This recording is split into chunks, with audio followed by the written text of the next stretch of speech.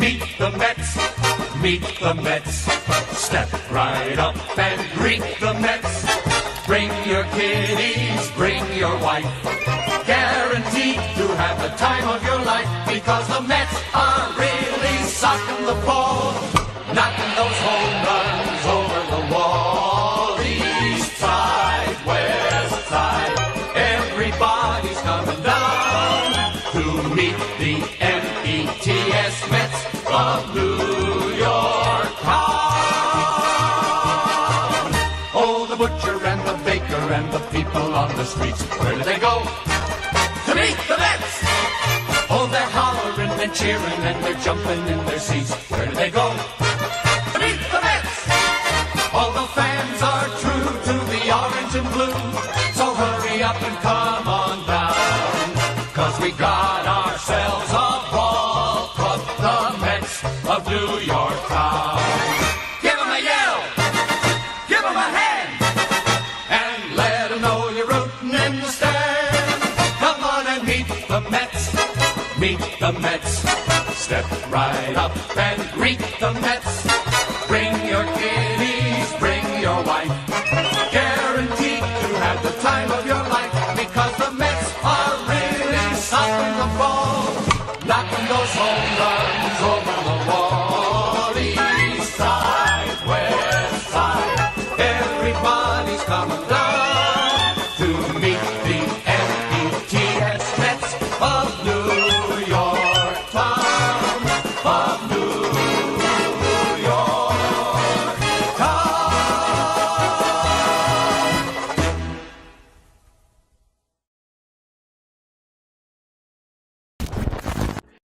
What's up, Mets fans? It is officially that time. It is, in fact, opening day, home opening day at least. And let's go, baby. I'm so excited for this to happen. I just want this past series to be done with. If you guys did not check out my vlog, please make sure you did, because I was in Philly for last night's game. And in a nutshell, it did not go in the Mets' favor, obviously. So I'm hoping for something better here in this Marlins series against a Marlins team that is 1-5 thus far in this season. But before I get into anything else, what is up, everybody? Thank you all so much, everyone, just chiming in. We got Ethan, Chris, Gavin, Nate. Let's go down the list here. Fun first baseman. Gavin, I saw that right. Justin, and so many more people. I apologize. I'm just looking through all the comments. Adrian, Maniac Matt, again, AB earlier. Dave, thank you all so much for chiming in, guys. I appreciate it. The card coach, what's up, my man?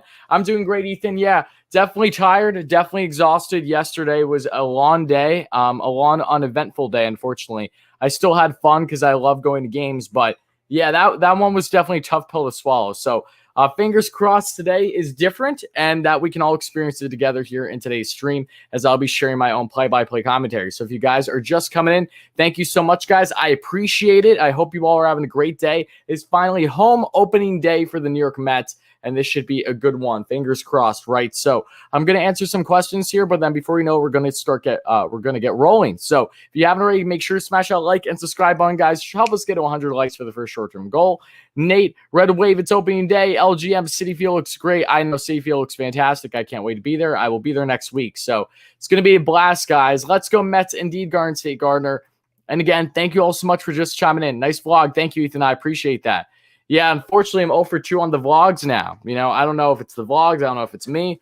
Either way, yeah, as soon as David Peterson gave up the Rhys Hoskins home run the first yesterday, I just told myself, I was like, you absolutely hate to see it. Like, of course this happened. So that is the case. Let's see.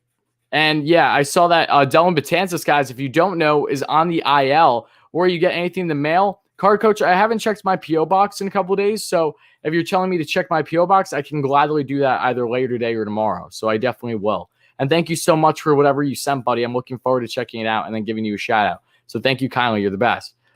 Hi, Dar. Glad to have you here. Looking forward to a new day with our team. I agree. And I have Steve Cohen in there and his wife, and it's just going to be so good. I'm so happy that the Mets fans are finally back in attendance at home. You know, yesterday when I was at the game, I was 4 rows from the field, and I was literally the only Mets fan in my section. Like, no one else whatsoever, which was kind of funny considering if someone was going to heckle me, they were too far away, like high up, where you just barely heard them, versus if I'm, say nosebleeds or something, or that would be a bigger issue. But I didn't mind that. The seats were great. Just unfortunately, the game was not. What are you doing for pregame ceremony? What are they doing for pregame ceremonies? I heard that they announced them. I haven't seen much outside of that because I'm watching it through the MLB app, because I have the MLB package. So I didn't catch all the ceremony. I saw a little bit because I know the Mets had it on YouTube.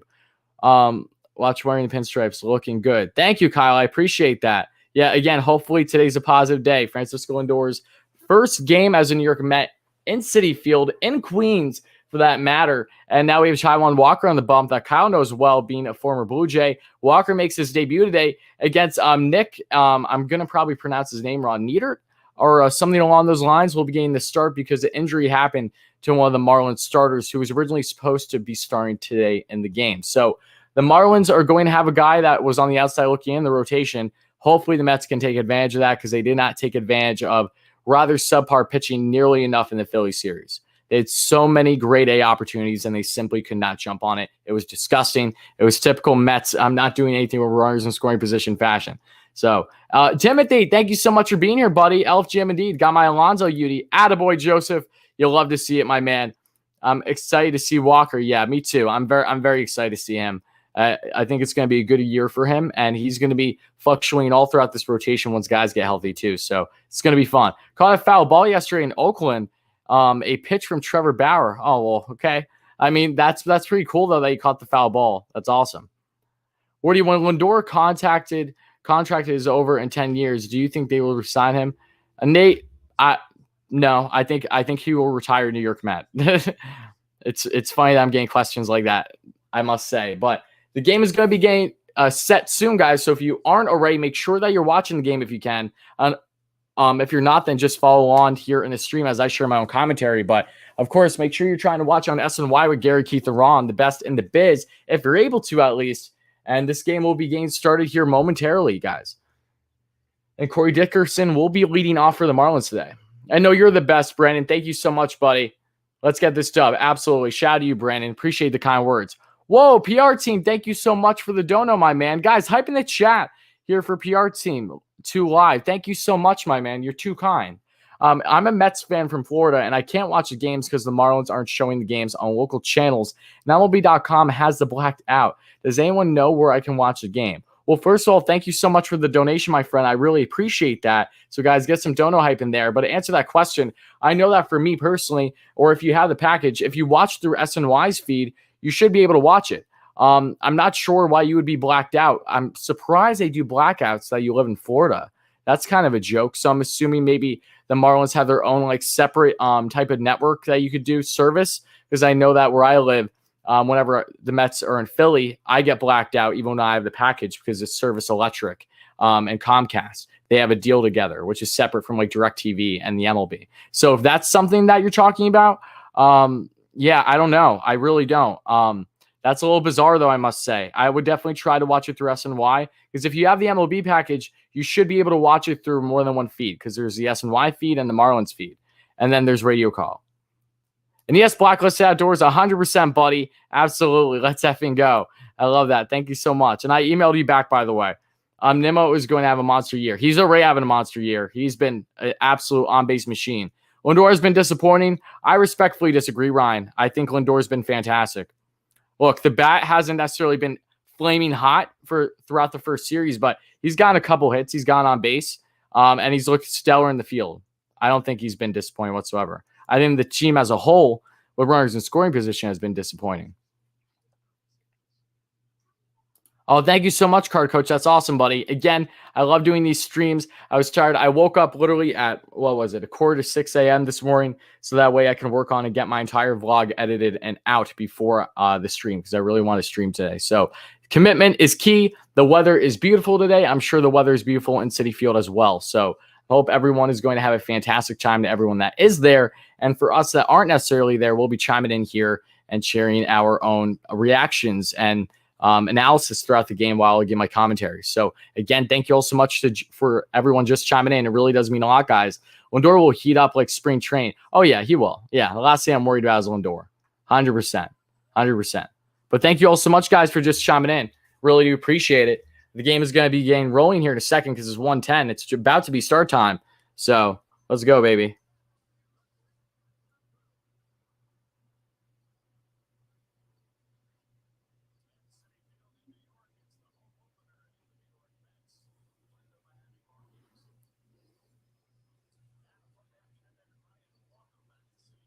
And guys, just bear with me 1 second here. Oh, it's so beautiful to see Gary, Keith, and Ron in their full suits on a beautiful day. It just puts such a big smile on my face, honestly.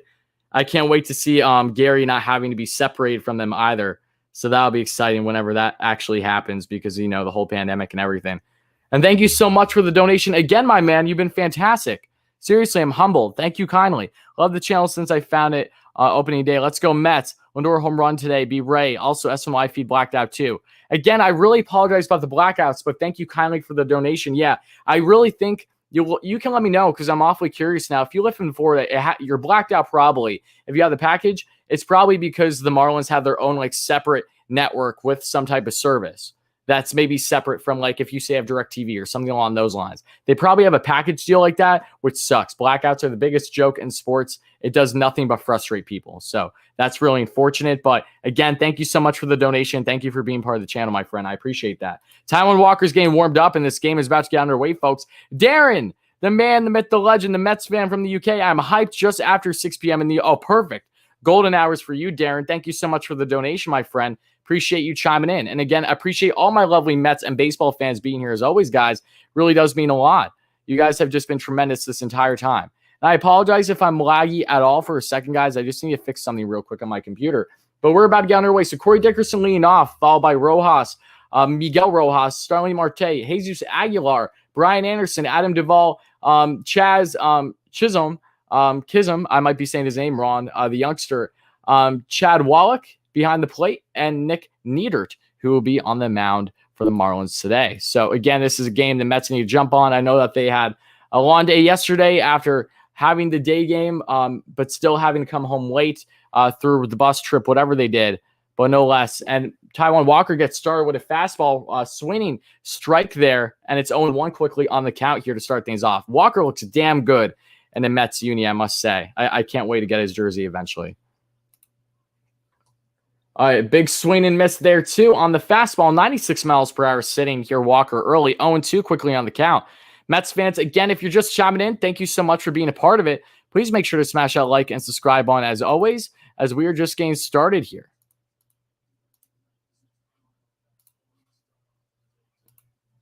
0-2 on the count, and the pitch by Walker. And that's going to be a called strike, which was a ball, but the umps have been a joke all season long to start out. And there you go. So one away, guys. Get some K-hype in the chat for Walker. Let's go, baby. 1, 2, 3 to start things off. You absolutely love to see it. Oh, my God. That's paint. Again, I understand that was, in fact, a ball, but they called it a strike. So I will still take it no less, guys. So let's get some hype in there for Walker with his first swinging K of the day. Or, pardon me, that wasn't a swing K. That was a backwards K because it was he didn't swing on that one. So I'll take that. How is that not a strike? I mean, how is that not a strike? What do you mean, not a strike? It was they called it a strike, but it was a ball. My point. The umps have been really using expanded strike zones through SNY's feed, at least. It was clearly outside the box. So I'm not sure. Either way, they called it a strike, but it wasn't actually in the box. And the pitch by Walker here, and that just misses the left half of the bottom corner. So it's now going to be 3-0 quickly on the count here to Miguel Rojas, who's basically the unsung captain for the Miami Marlins, has been a great leader in that locker room, has been a very serviceable player for them, going all throughout the lineup, and has a solid glove in that infield too. Okay, and that's going to be a called strike there. So now it's 2-1 here on the count. So not 3-0, pardon me.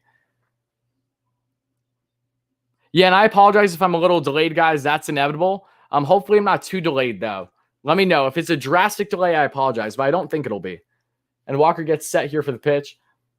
And that's a big swing and miss there on the slider. 2-2 now on the count. Yeah, that was a nasty slider indeed. And guys, also just realize that if you look at Walker, he's looking mad swaggy today. Mad swaggy. Like he's got the earrings in like I usually wear. He's got the nice chain. I want to see him wear the tooth necklace, though, really bad. So I'm excited for that. No less, though. It's quickly 2-2. Mets fans getting loud already here of the sub 9,000 that are in attendance. And the pitch by Walker, he sets. And that was a strike. See, that's what I mean. These umps are so frustrating early this year. They're not calling anything right, honestly. Already, that was a strike. Oh, my. Yikes. That was a strike. I don't care what you say. That was a strike. For the MLB package, I listen to Gary, Keith, and Ron. Yep, that's what I'm doing right now. I'm watching. And the pitch. And Rojas, a little dribbler right back to Walker. He tosses it a Pete to first, and just like that, two-way here.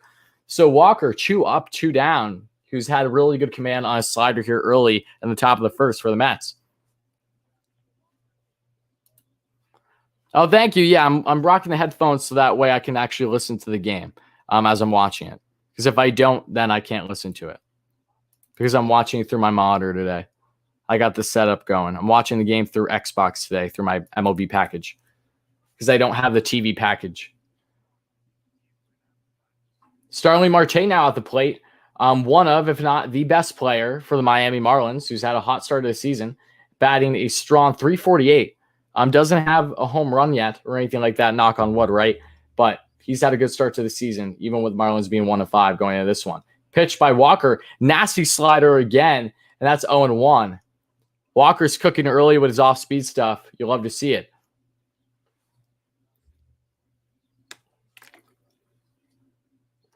And the pitch. Okay, and that's going to be a high off-speed pitch there, 1-1. All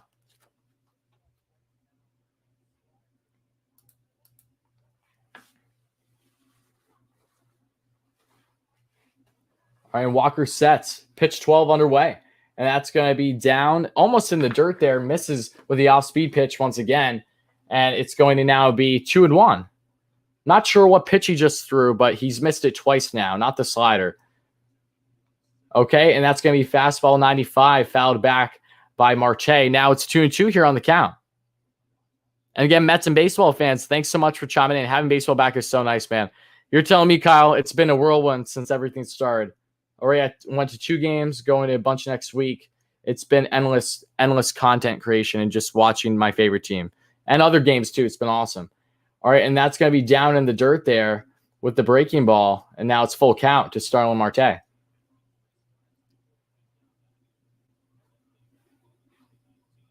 The delay is so big, it's like 20 seconds. Oh, well, I apologize if it's 20 seconds for you.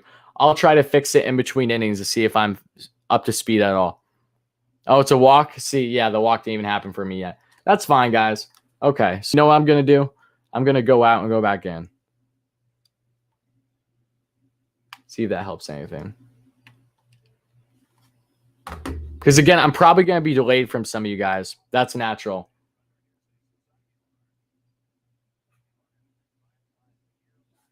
Jesus Aguilar is out the plate. Hey, Tyler.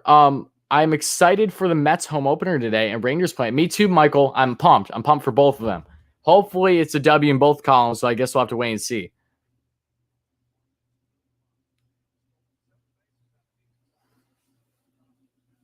Wow, okay. So Keith just said Marlins have stolen 7 bases on 8 attempts already this season. That's nuts. So expect them to be very speedy on the bags today. They do have a lot of speed on this team. They have a good mix of youth, if you will, and veteran leadership. But even some of the vets on this team, including Marte, they have plenty of speed on the bags. So something to look out for throughout the game. And hopefully James McCann can get 1 or 2 out, depending on what happens. And Walker sets for pitch number 16 of the day. And that's going to be a fastball just on the inside corner. And it's 0-1. Yeah, 7 for 8. Yeah. Yeah, base running and defense. You hit it. You hit the nail on the head. Yep. And their rotation depth. Those things are really their biggest issues. Offense and their rotation depth. What's up, though, Mets and baseball fans? Thanks so much for just chiming in, guys. And he got see how delayed I am? I just saw him get caught now. That's so funny, though. I guess it's 7 for 9 now, right? Oh, wow, that's why you guys hype in the chat for Gainham caught stealing. Nice. So that's going to end the inning. So Marlins and Marte in particular feeling a little overly confident here. And he gets caught in between the bases, first and second. That's going to do it for the top of the first. Mets bat with Mr. Brandon Nimmo leading things off coming up. Yeah, I apologize for the delay, though, guys. Again, it's bizarre. Just to put you guys on for a second. Oh, and I love the fact that through the MLB app, how I'm using the scoreboard, it actually shows like the caught stealing. That's pretty cool. But it's a little bizarre because when I watch it through the actual, like if say I have the TV package right and I'm watching through my TV's delayed too. My TV in my room versus other rooms of the house is delayed slightly. I have no clue why. It's really bizarre. And now it's going to inevitably be delayed here that I'm watching it through the monitor. So again, I apologize if I'm like 20 seconds off. Just don't bother trying to do the pitch by pitch. Unless it's something like big that happens, if it's a home run or whatever, you guys can call it first, and then I'll call it, and then we'll all celebrate together. All that good stuff. Go Nimmo. I had to start him in my lab today because everyone else is off. Well, there you go, David. Hopefully he has a good game for you, buddy. Yeah, TV delays are really weird. Same thing in your house. Yeah, I'm not the only one. That's bizarre. But again, guys, Mets and baseball fans, if you're just chiming in, I will be sharing my own commentary and play-by-play throughout the game. I apologize if I'm a little delayed as you guys are watching at home, but this is just something that I love to do on the channel. Been doing it for a bit now as I share my own commentary while we all react in the chat throughout the game and I'll highlight all the big stuff that happens. So should be a lot of fun. I hope you guys are chiming into the game, though, because when you got Gary, Keith, and Ron in the booth, there's nothing better in baseball. A little biased, of course, but they have such golden voices. It's really hard to go up against them. So make sure you're chiming in, guys. And yeah, Brendan Nimmo leading off today, followed by Mr. Francisco Lindor for his Queens debut. Michael Conforto in the 3-hole, who was atrocious yesterday. Michael, you guys know Michael's my favorite player in this team. And he screwed me sideways yesterday with the amount of runners in scoring position, and he couldn't get them in. It was a joke, an absolute joke. Bases loaded. I believe there were 2 situations where he had 2 runners on at least and simply could not get anything going. It's very frustrating. So Michael, hoping to bounce back game for him. Hopefully he takes advantage of Nick Neidert here, who is a more unestablished pitcher in the MLB to date that's filling in this rotation given injuries that have happened to the Marlins over the past week. And Jeff McNeil will be back, but he will be batting 7th after Jonathan Villar. And I must say, guys, also know that Jonathan Villar had a stellar game yesterday. Very surprised. Villar and Guillorme, the guys that normally aren't starting in this lineup, were stellar. Both of them had numerous hits. Villar had, I think, at least a triple and a double. They were cooking big time, and that's first pitch we just saw. It's 0-1 on the count of Nimmo. Pitched by Neidert, and that's going to be a fastball, 93, and now it's quickly 0-2. Pardon me, Nimmo swings right through that one. So, yeah, really impressed with the bench guys yesterday, though. Villar really, really stood out to me. And I was expecting Villar to be one of the worst parts of the lineup yesterday, and that was polar opposite.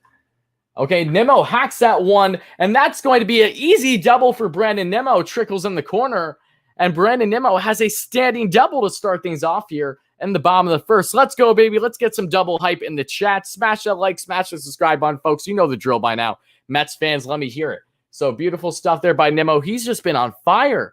The amount of times I saw that man sprint to first yesterday, I believe he legged out, what was it? I think he got at least 1 walk, but he legged out 2 singles. One was like within the infield, and then the other was just trickled out of the infield yesterday. He's just been a machine, and the defense has been very solid. So all I could ask for. Francisco Lindor at the plate. I hear the fans cheering him on as they should. I repped him all weekend long when I was in Philly for the games. Hopefully, big game for him today. And here comes a pitch by Neidert. And that's going to be a nice curveball in there, the inside corner. It's going to be 0-1. So, yeah, Lindor 2 for 11 thus far in the season, but not worried whatsoever. He's gone on base plenty. And, yeah, he's going to heat up big time. So, Neidert sets again here, folks. And pitch. And Lindor, and that goes right to the left fielder there, to Corey Dickerson. So, Nimmo stays on second. That's first out here of the game for the Mets. But it's okay. These things happen.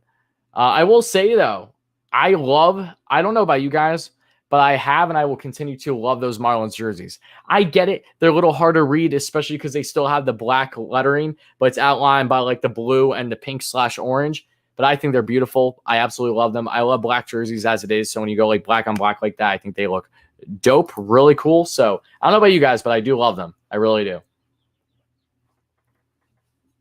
And Conforto now with 1 runner on second and Nimmo. Mets are batting a cool 207 with runners in scoring position to start the season. First pitch to Conforto here. That's going to be a called strike there on the changeup. Pardon me, the slider. Hey, Worry, what's up, Michael? How's it going, my man? Another loyal member here on the channel. Thanks so much for chiming in, buddy. My opinion, Brandon Nimmo is one of the most underrated players in baseball. As long as his defense continues to stay solid this year, you're 100% right. But the offense is just ridiculous. There's no denying that. And the pitch, it's a big curveball there that misses just on the inside corner, and it's 1-1 on the count here. You sign with them because of their jersey, as you should. They're really nice. They're really nice.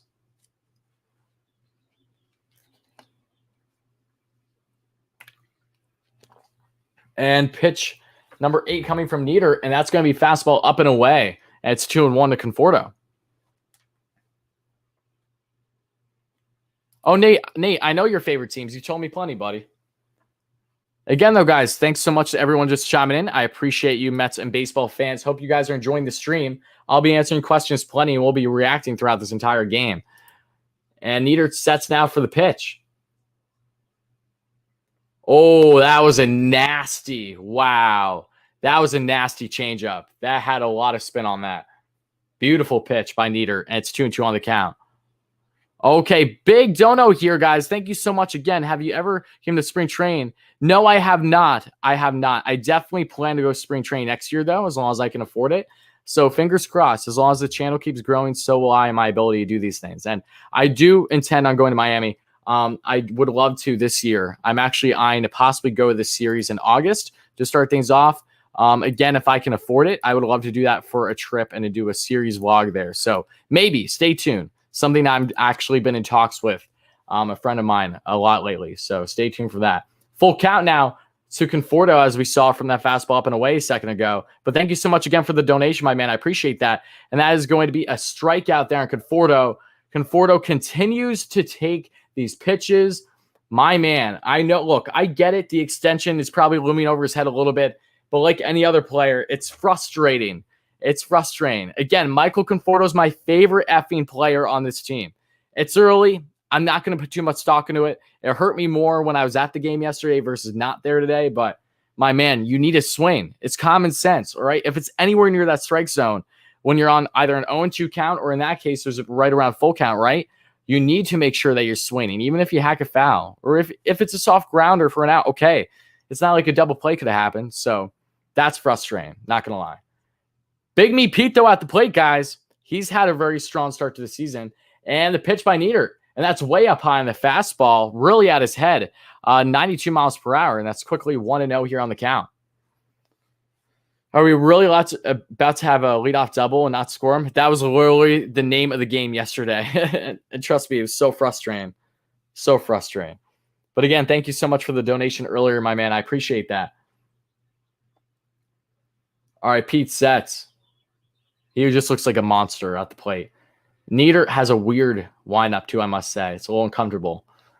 Oh, another high pitch. That's going to be the changeup, though. Way up by his head again. And now it's 2-0 here on the count. Chris Davis is going to win MVP. Who says no, right? Can Conforto bat ninth? No. How's your day? My day's going great, Oscar. Thanks for asking. I hope yours is going great, too. All right, Pete sets. I hear the Mets doing their Pete Alonso chants, as they should. And there you go. Pete drills that one, but that's foul. Absolutely ripped that bad boy, though. I love it, too, guys, because on the Mets home jerseys, actually, it might be on all their jerseys, and I'm just noticing it more now, but they have the Tom Seaver patch, obviously. That's fantastic. I love that. I want to try to buy that patch if it's available, too, of the 41.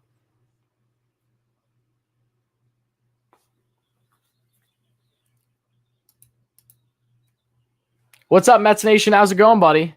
Elliot in the house. What's up, my man? Thanks so much for chiming in. And again, thank you all so much, Mets and baseball fans, for being here. I appreciate it. 2-1 on the count to Pete still. You guys probably saw the pitch just now before I did because I'm on delay, so I apologize. But Neidert sets in the pitch. And a big swing and miss there on the fastball, and that's 2-2 now.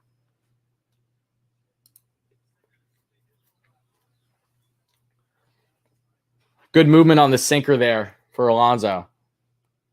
Not for Alonso, for Neidert, pardon me. And guys, let me know, have you guys enjoyed the scoreboard? If you did, let me know in the chat. Do you guys like the scoreboard better than the other one that I do in previous games? Let me know. Pitch by Neidert. And that's fouled off his right foot. That one hurt a little bit. I'm sorry, Pete. That sucks. That always happens. What do I think of Nate Lowe's start of the season? Oh, I know. Dude, the Rays just keep chugging. They always get guys that maybe you underestimate or just don't know enough about every single year. Lowe's been solid for a couple years now, though. It's not all that surprising me to see him hot to start off.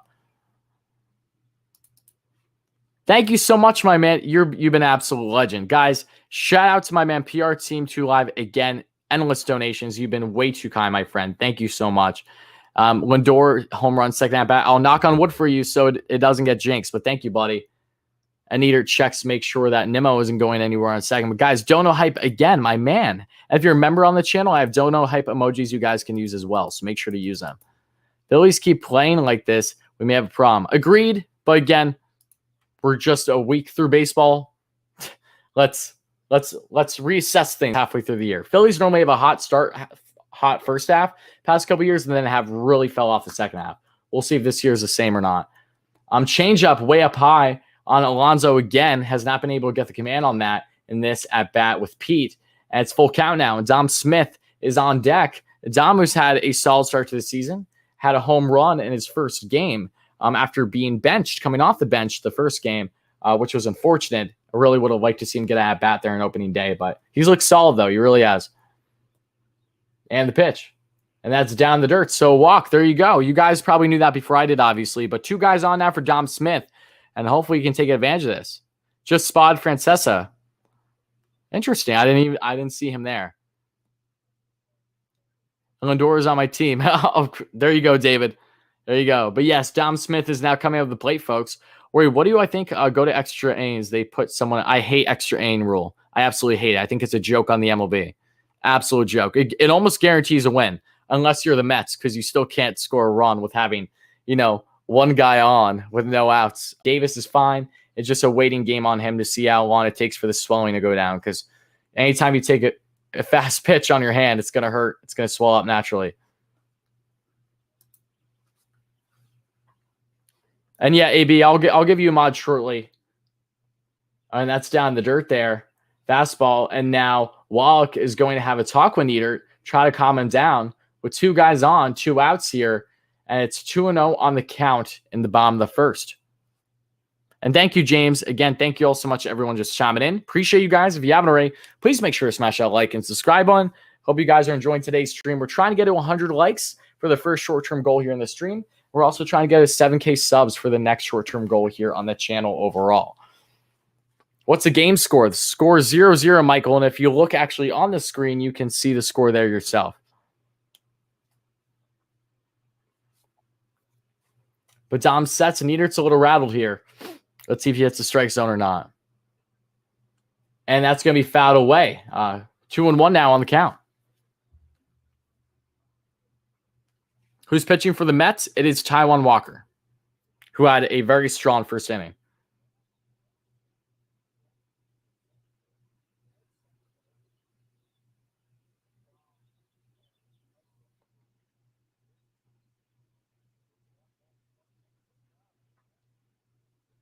And the pitch. And that's a swing and miss there through the changeup. And it's 2-2 now on the count to Dom Smith.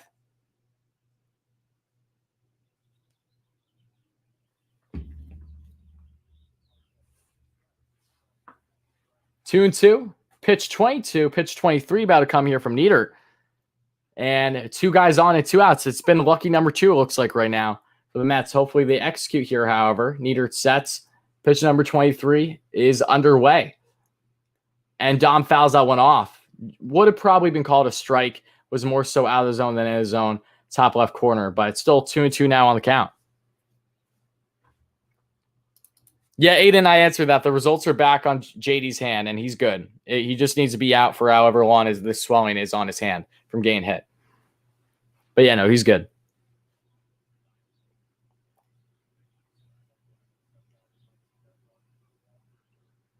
Curious how far in the game Neidert is going to go today, too. And the pitch.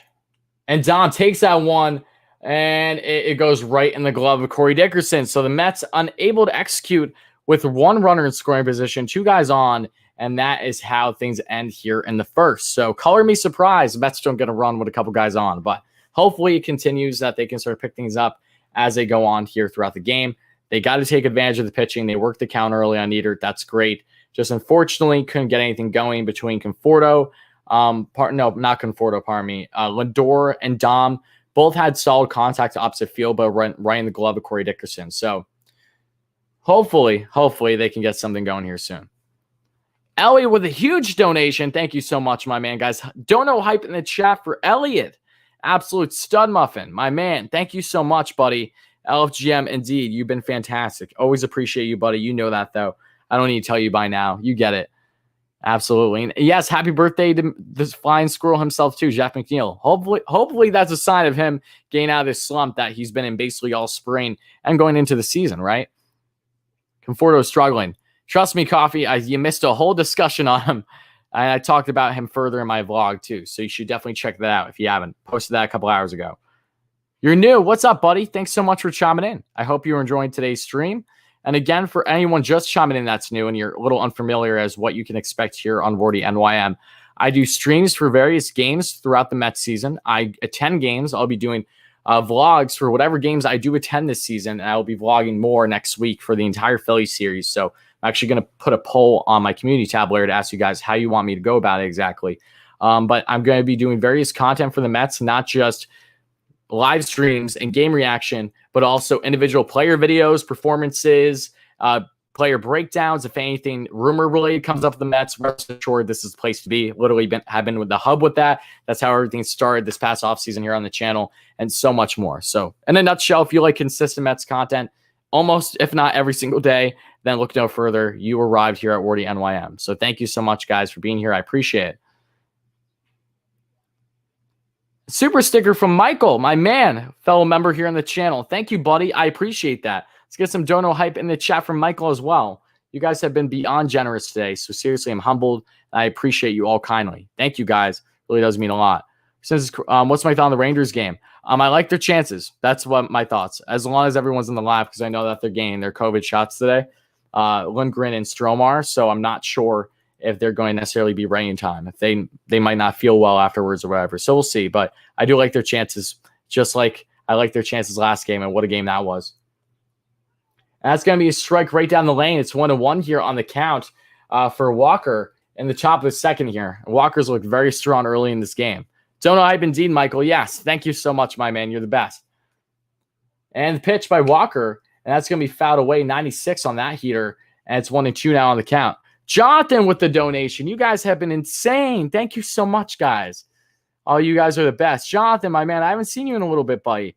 Thank you so much for the donation, however. I appreciate that. Let's get some LFGM hype in there. And that's a strikeout, big slider, and a big strikeout on Aguilar. So, guys, let's get some hype in there, not just between the donations, but between Walker getting himself another K. You absolutely love to see it on that swinging K. And again, guys, if you're members on the channel, make sure to use the actual emojis. And if you want to become a member, I have the link in the description down below. And if the link doesn't work for whatever reason, you guys can always go just on your computer. It just can't be through the YouTube app. And you go look up my channel, and there should be a button that says join on the homepage on my channel. As long as you don't look it up through the YouTube app, because for whatever reason, YouTube doesn't give you the option to actually become a member like that in the app. And the pitch by Walker. And that's going to be taken for a ride. Brian Anderson got good contact. Nemo's going back to the warning track. Oh, my. Beautiful catch by Brandon Nimmo. He's a little rattled, but what a catch. Wow. I hope Nemo's okay, though. He lost his footing and he fell right back on the warning track to the wall. What a catch by Brandon Nimmo, though. My God. And here we were griping about this guy's defense. I love the fact that I see some of the 7 line in attendance too. That's great. What a beautiful catch by Nims. Oh my, that's insane.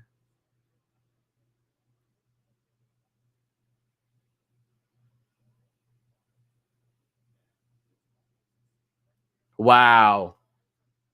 That's bizarre. I just hope he's okay.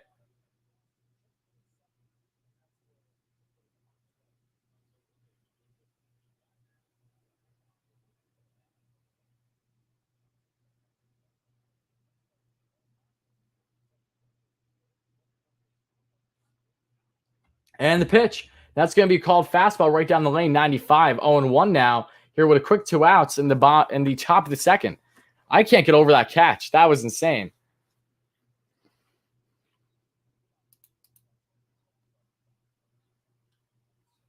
Yeah, no, you're right.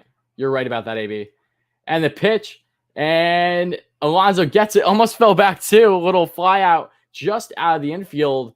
And Mets now head to the bottom of the second. Taijuan Walker has been absolute money. Hoping that continues throughout the remainder of the game for however long he's pitching. My God, that Walker, man. I'm loving it.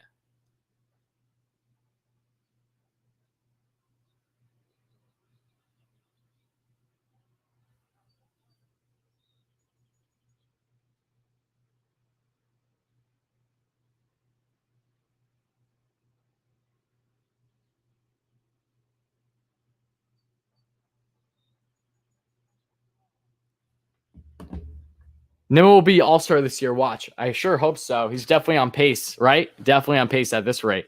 I worry. Rough start of the season. Let's just get a win today. Fingers crossed, Chris. Fingers crossed. 1, 2, 3. Yep. Another beautiful, just beautiful. So far, so good for Walker, man. Woof. Oh my. And I will say this, guys, just to add a further thought here. So when I was at the Mets game yesterday, there were no pitchers that got a 1, 2, 3 inning except for one. And that one was Mr. Joey Lucchesi, Joey Fuego. And I was very impressed with what I saw from him. Lucchesi is a guy that we can expect in the rotation and the bullpen at points this year. It made sense why they had him in yesterday's game, even though it was towards the end of the latter innings, because Lucchesi will not be getting a start through the first week for the Mets because they're off tomorrow. And then we'll be right back to DeGrom on Saturday. So Lucchesi will not actually be starting until I see him, which should probably be, as long as they keep him in the rotation, one of the games against the Phillies in Queens next week. So that'll be fun, no less. But really, really liked what I saw from Lucchesi in the couple innings that he pitched yesterday, including a nice 1, 2, 3 to start things off.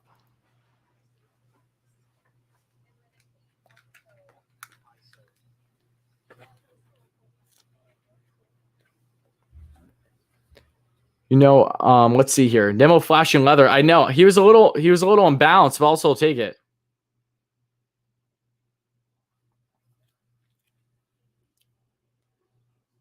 So I will still take that. And the Mets are about to go up to the plate again, hoping they can just try to do something, man. Got to take advantage of this pitching. Again, though, guys, if you're just chiming in, please make sure to smash that like and subscribe button. Really does mean a lot for my 100+ Mets and baseball fans in here. As soon as we get to 100 likes, the better. Really does mean a lot to me to know that the stream's worthwhile on top of me just enjoying it. So please make sure to smash those buttons, guys. And VR, a swinging strike there on the changeup, is quickly 0-2 on him.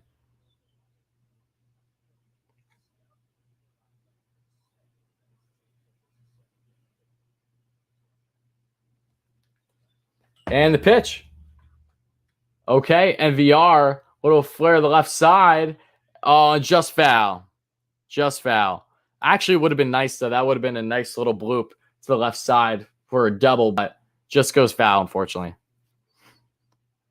Nemo, I think, is fine. Yeah, I think he just got a little rattled because he hit his back and head hard a little bit going onto the warning track and on the wall.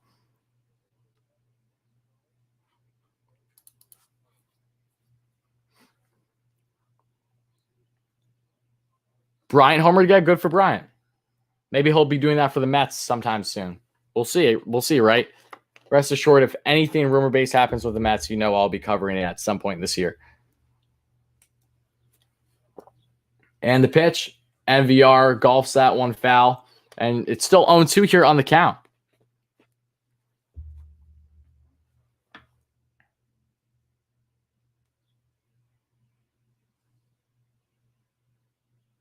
What am I watching the game on? I'm watching it on SNY through my monitor, though.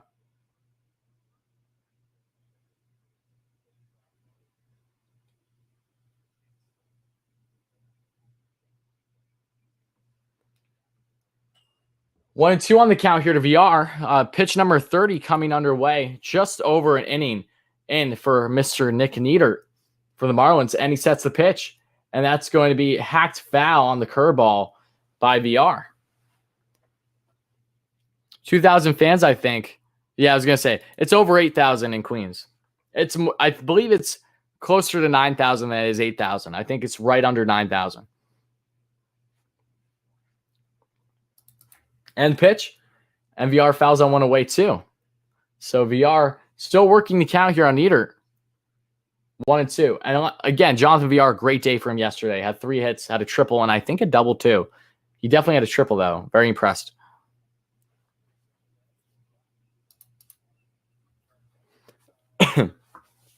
And the pitch here from Neidert, 32. And VR fouls on one off again. He's just taking really close on the inside of the barrel from those inside pitchers and just hacking them off to the left side, opposite field. But they keep going foul. Beautiful day for baseball, though. It was beautiful yesterday. It's awesome to see that the weather has continued today. Hoping that the weather isn't too bad over the weekend because I know it's supposed to rain at some point. Let's go Mets indeed, Ghost Way. Absolutely. 2-2 here on the count for Mr. Jonathan VR. No outs.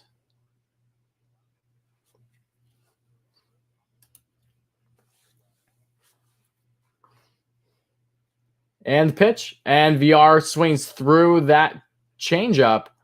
And that's going to be a strikeout for Mr. Neidert. So good at bat, though, by VR. I'm not all that bothered by that. That was a very good at bat by VR to really drag that out and work the count. So not the end of the world. Now, Mr. Jeff McNeil's at the plate. Birthday boy. Guys, let's get some hype in the chat for me. If you can, please let's get some hype in the chat for Mr. Jeff McNeil. It's his birthday. I know he's been slow to start the season and spring, but I want to see the hype. Lugo will return in June. June is when he'll be coming off the IL. But yeah, let's get some hype in the chat for McNeil, guys, on his birthday. That is going to be a called ball that nicked the outside corner, but was still called a ball. And it's 1-0 on the count.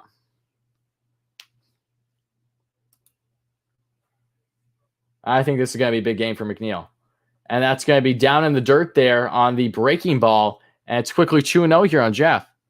Birthday boy at the plate. Yes, hype him up. Hype him up. He needs to get out. Again, McNeil's a very emotional player, guys. You guys know that by now. He's swearing F-bombs every single time he pulls that for a ground out to the first base. And McNeil takes that one for a ride, but that's going to be an out, unfortunately, to shallow center and 2 away. So, again, I know that he flew out, but it's his birthday. We got to hype him up regardless. We got to get him out of this slump one way or another, right? Hopefully, hyping him up for his birthday does just that. We'll see how the remainder of the game goes.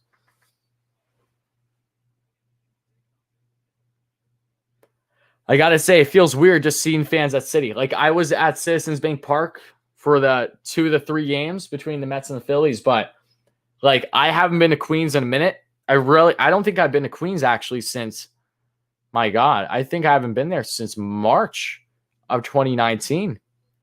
It's going to be so weird being there. It's going to be so weird. I can't wait. It just, my God, it really has felt like forever. And the pitch to McCann down the dirt there on the off-speed pitch, and it's 1-0 on the count. McCann's had a strong start to the season. He's 3 for 11, but with a couple of very important hits, including having the first RBI for the season for the Mets with a single back in the opening day game. And the pitch. And that's going to be a called strike there with the sinker. Nicks the inside corner. 1-1 on the count. And Jacob deGrom is pitching tomorrow. Not tomorrow, pardon me. Saturday. Mets have an off day tomorrow. And the pitch.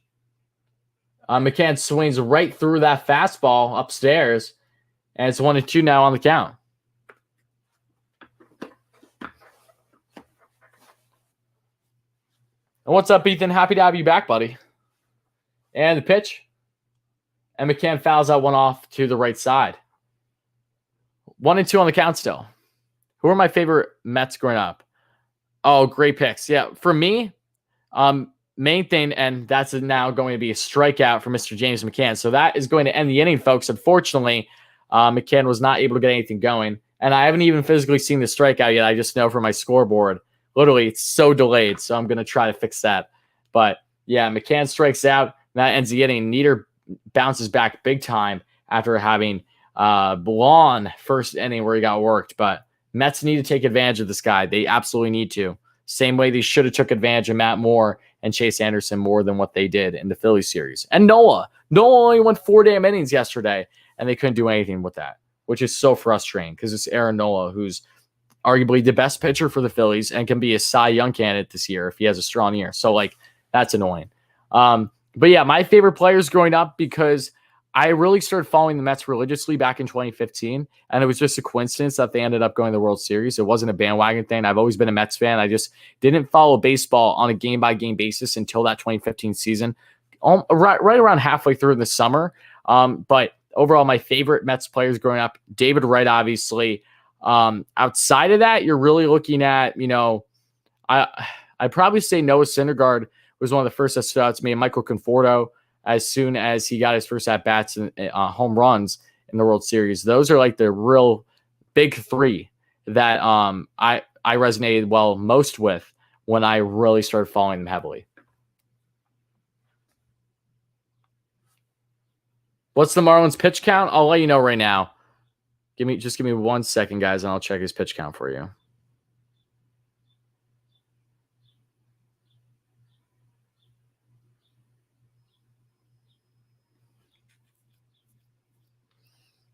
He's thrown 42 pitches through 2 innings for Neidert. Yep. Who's up next for the Mets? Well, they're not going to be batting for a little bit, but once they are batting again, it is going to be Taijuan Walker with his first at bat of the day. Next up, though, is Chisholm for the Miami Marlins, the youngster who got his first taste of the MLB last season. There's a lot of hype behind this guy. Jazz Chisholm. I apologize if I'm pronouncing his name wrong. Junior. He hasn't had a stellar start to his career. Only 56 at-bats. He batted a cool 161 last year. But, again, there's a lot of excitement about him.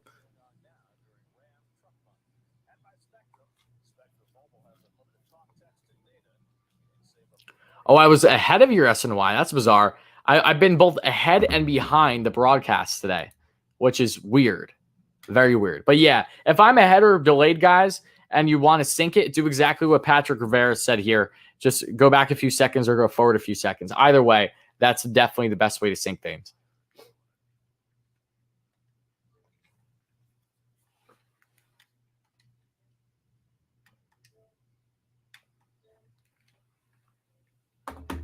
Such a beautiful day out, though. I'm actually looking forward to mowing my lawn today, as funny as that may sound. Because I first mow of the season, guys. Beautiful day. Are allergies going to kick my ass? Probably. But I'm going to enjoy being out and getting fresh air and just chillaxing for like an hour. So I don't know about you guys, but I'm just a random thought because it's nice out today. 0-2 quickly on the count here to Chaz. And Walker's looked very strong early here in this game. I didn't see Marte's injury yet, but I heard about it, and I know it's not good. That's a very unfortunate because he's the star for the Diamondbacks 100%.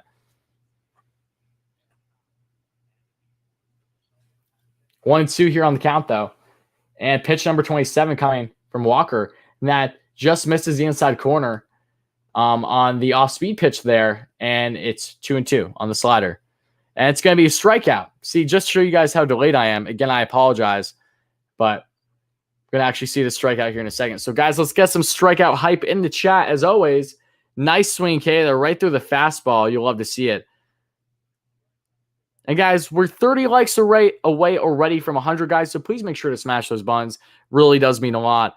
Yeah, Walker, though, let's get some K-hype in there. Another strikeout from Mr. Walker on the day. Was that a Manscaped plug? No, it was not. No.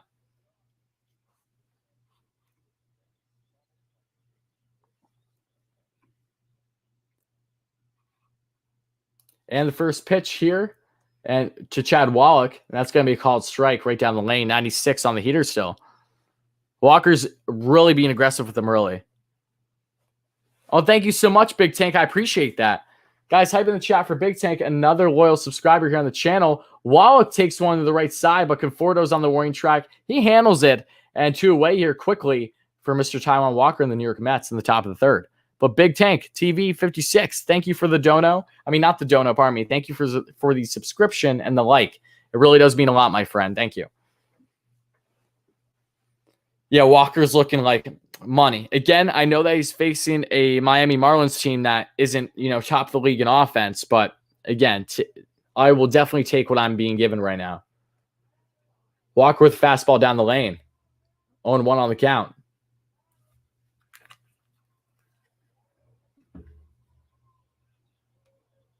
And the pitch by Walker.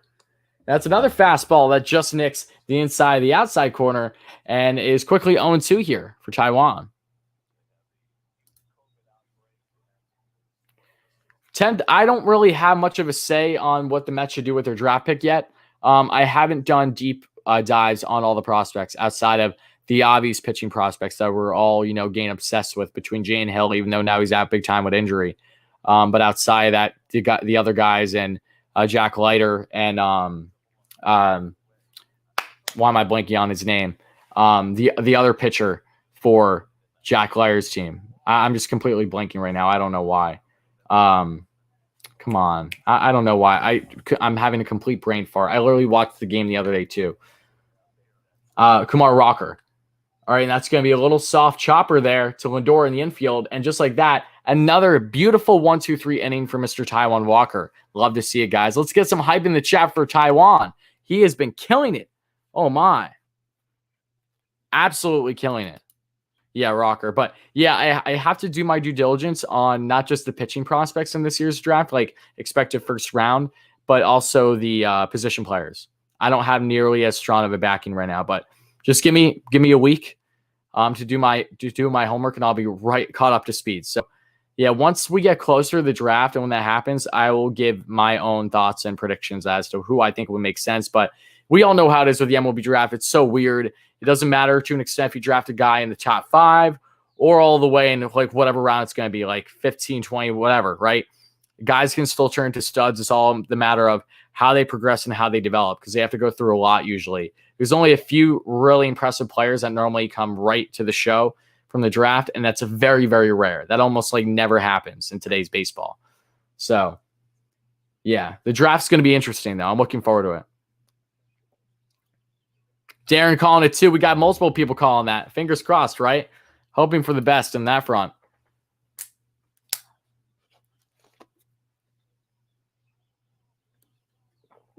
Walker's first at bat too in quite some time, because remember, guys, Taijuan Walker was with both the Mariners and the Blue Jays last year when there was universal DH, so no hitting. And before that, he was basically out with injury like for 2 years. He had like, I think one or a couple outings 2 years ago or so, but then he was out again with his injury, just nagging with the Tommy John or so. So he really hasn't gotten much at bats at all as a pitcher in his career, especially over the past 2.5, 3 years. So I'm curious to see how he's going to do in this at bat if he actually gets some good hacks in. Again, we should have universal DH, even though Jacob deGrom has been the one exception from opening day. Hopefully, however, we do get that next season. It's a joke that's a bargaining chip, but that's what the Players Union and the MLB decided on. So it is what it is, right?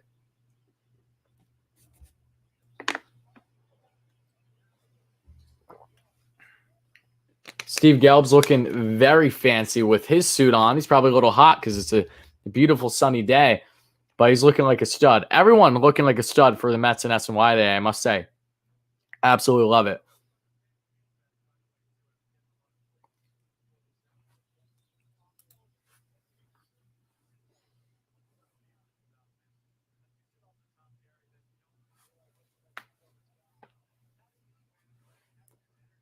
So Walker's at the plate with Mr. Brandon Nimmo on deck, who's already 1 for 1 the day with a beautiful opposite field hit for a standing double. Mets were not able to do anything after that, really, unfortunately, but Taijuan, if he can do anything here, that'd be fantastic. I won't hold it against him, though, if he is a quick 1-2-3 or something. But the first pitch to Taijuan here, and he fouls that one off. A good hack there. A 92-mile-per-hour fastball. 0-1 here on the count. Walker has 1 home run, 6 RBIs in 108 games in his career and a 200 average.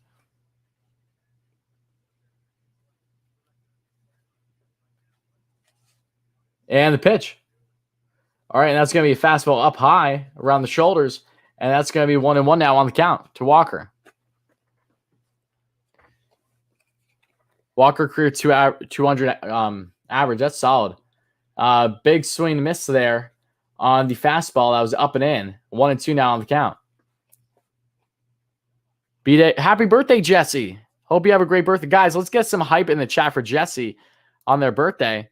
Big birthday to you, my friend. Hopefully they get the W indeed. Walker flies out 1 out to shallow right. Well, decent, actually not as shallow as they thought. So Duvall catches the first out, but solid at bat there for Walker. I liked it. But guys, yes, let's get some hype in the chat for Jesse on their birthday. That's fantastic. Absolutely fantastic. Get some birthday hype in there. Mats has had a great start to the season. He pitched 6 innings, scoreless, I think, or he gave up 1 run. I think it was scoreless, though. Oh, wait, no, 1 run, I think, and 9 strikeouts in his first outing for the Jays, which was against the Rangers. And the pitch. Nimmo pulls that one right into Aguilar at first base, and Neidert catches that one. And quickly 2 outs here for Neidert, who's settled in really nicely since that first inning, which is unfortunate. Francisco Lindor, however, is now at the plate.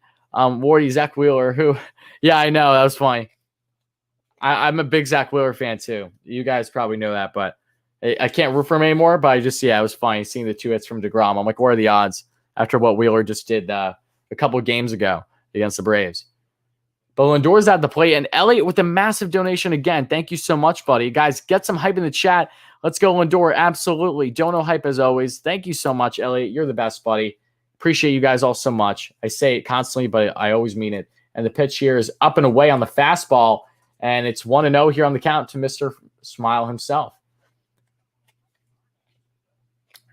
See, and Keith just pointed out the arm action by Neidert is a little obscure. I agree. Misses there on the changeup now, and it's now quickly 2-0 here to Francisco Lindor.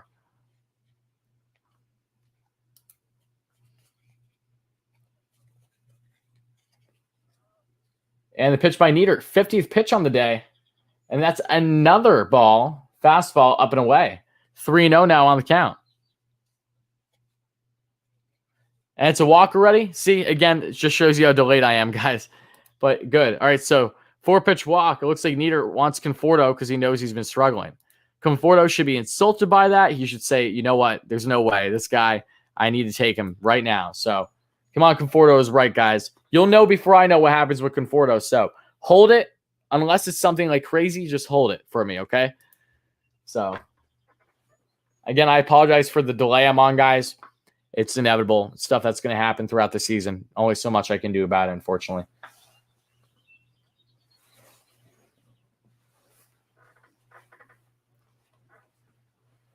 Conforto just swing, baby. First pitch to Conforto, and that's a ball up high. And now he's going to get another talking to by Wallach. Second mound visit for Wallach, the catcher, having a talk with Mr. Neidert here.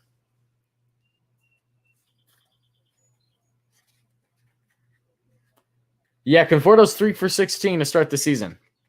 Yesterday, he ripped my heart out of my chest. And in game 2, wasn't all that great too. His best game has been opening day, where he actually got a single. But yeah, we need to get Conforto out of this slump. He's important. Even I get it. We're only 3 games in. This is game number 4, but we got to see Conforto start to step up a little bit. And the pitch. Oh, okay, misses big time there with fastball again. So after a quick 2 outs for Neidert here in the bottom of the 3rd, he's laboring here to find the strike zone. He's thrown now 6 straight balls. 2-0 on the count here to Conforto. And they've all been up and away.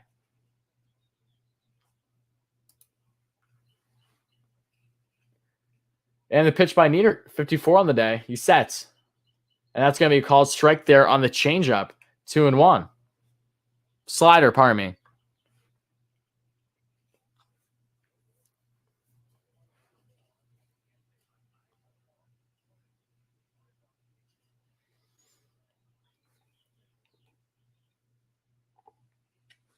Two one on the count of Conforto. They check first with Lindor there. Nothing. You're not going to catch Lindor often there on first. That's for sure.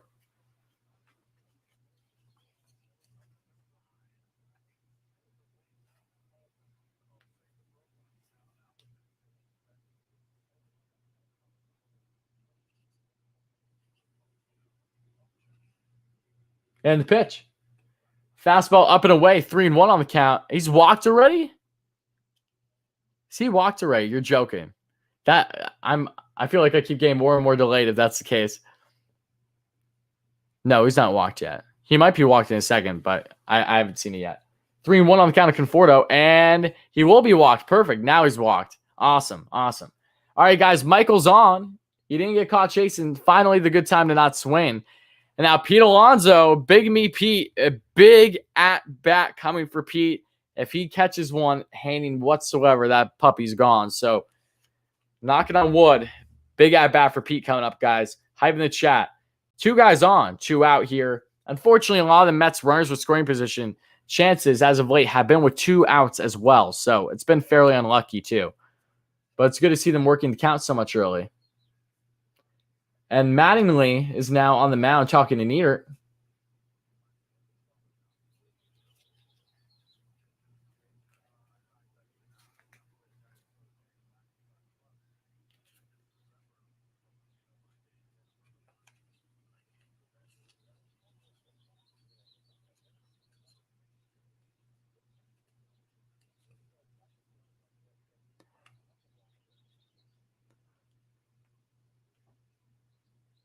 No. Are you serious? Did it really? No. Did it really? I see. I'm so delayed that they're still showing like graphics on the screen. No. No, you're joking. Come on. It's so, oh my God, this is so dramatic. Pete is just stepping in the box now. Okay, I was going to say, yeah, I was like, no way. Not yet, at least. You guys will find out before I do. Oh my God, and the inning's over. Oh my God. Pete took a fly ball. Shallow. That sucks. Oh my. Ugh. That sucks. Adrian, what the hell? Good jinx. I don't understand you. I feel like you root for the other team half the time. You're very confusing to me. Either way, 2 guys on once again, and the Mets just fall short. That's unfortunate. That's very unfortunate. So, okay. So, Mets leave a couple guys on now as they head here to the, where are they now? Going to the bottom of the 4th? Are we in the bottom of the 4th already? Or the bottom of the 3rd? That's unfortunate, though. That really sucks.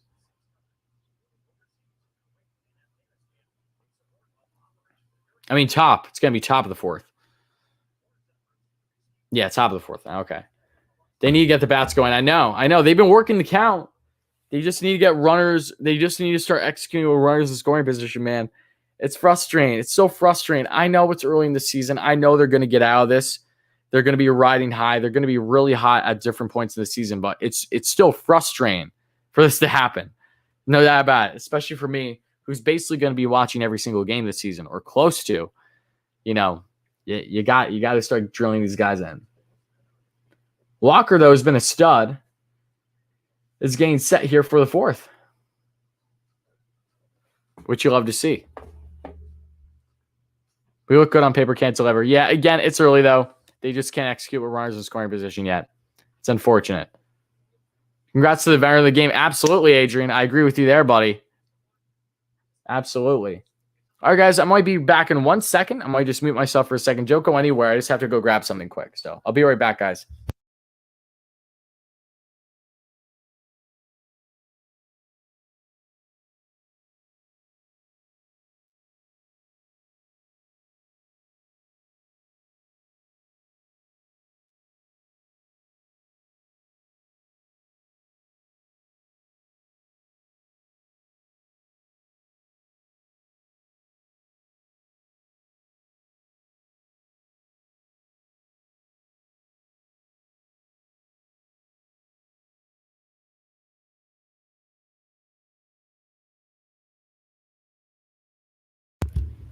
All right, guys, I'm back. And the first pitch, Walker here in the top of the 4th is going to be a ball. Just misses on the inside corner. Corey Dickerson at the plate, who is a solid hitter, don't get me wrong. Dickerson really popped off during his time with the Pirates, especially.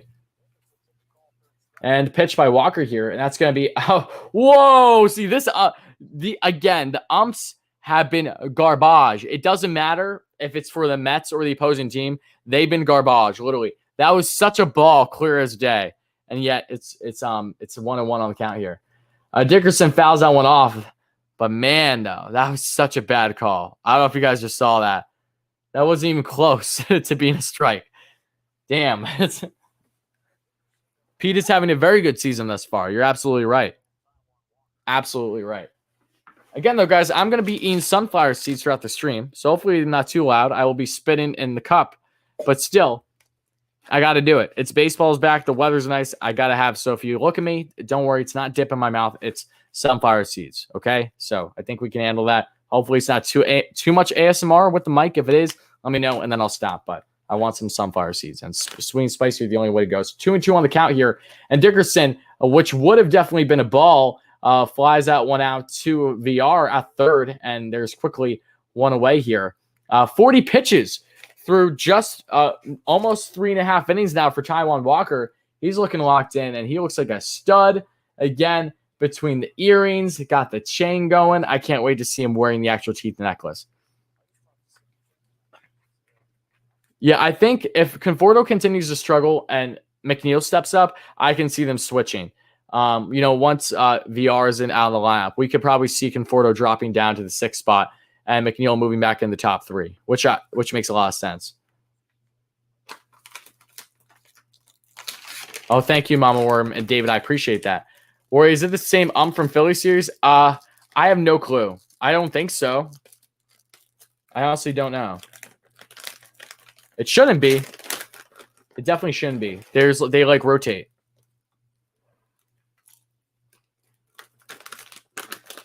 And that's going to be a fastball up high. 2-0 now on the count. Walker's still saying 95 with the heater. Topped out 96 so far today.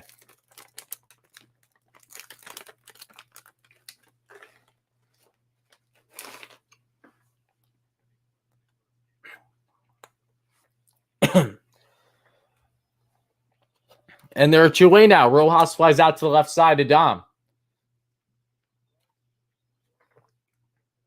It is the same umps? I'm surprised. I guess maybe because they want to limit the traveling. That makes sense to me.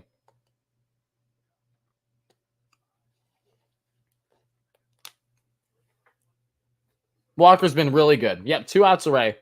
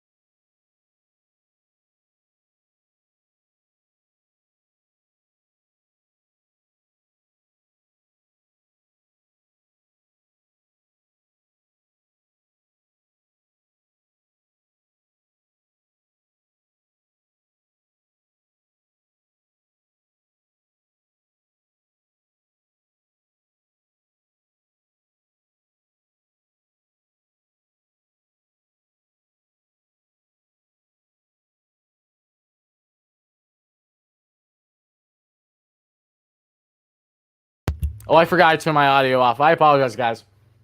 That was because I was trying to avoid sounding too like ASMR while you up here. And Lindor with a nice play. And that looks like that's going to end the inning. Beautiful. Nice glove. First flash of the leather that we will get used to for the next decade plus. 11 years in total with Mr. Francisco Lindor. So Walker, another 1-2-3. He's been fantastic. And now the Mets head to the bottom of the 4th. Still tied 0-0 here. Great play. I'm gonna mute myself for 1 second, guys. Bear with me. Now I might probably stop with the seats. I feel like I'm gonna be making way too much noise.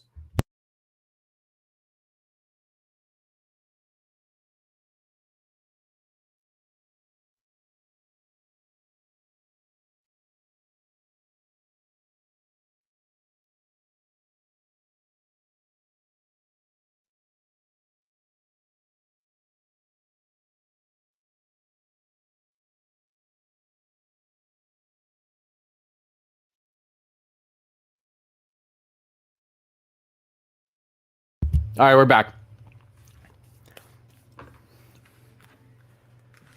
All right, guys, so Dom Smith is due up, followed by Jonathan VR. And then after VR, it's going to be Mr. Jeff McNeil, birthday boy, for his second at bat of the day. So Again, Taijuan Walker has been an absolute stud here in today's game. Mets could got Marte when he decided to get traded. Yeah, I know. And what a trade, because Zach Gallen looks like he's a stud.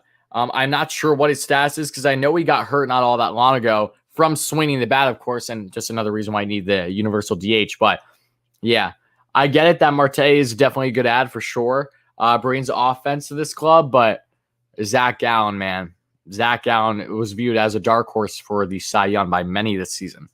For Arizona.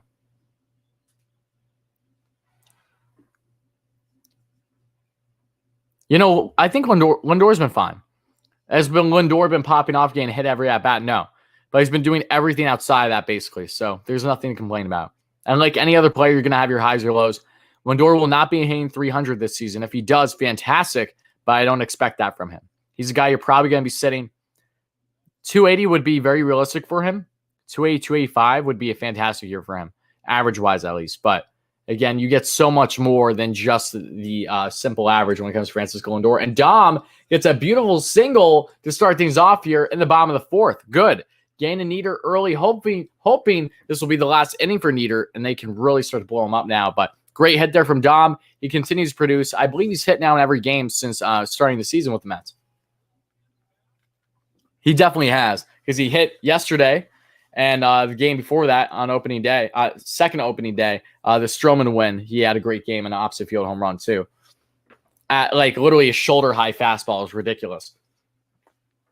But Dom's on now for Jonathan VR here in the bottom of the fourth, folks. And VR, terrible bunt. Oh, great. Yeah, what the hell was that? Oh my God. What was that?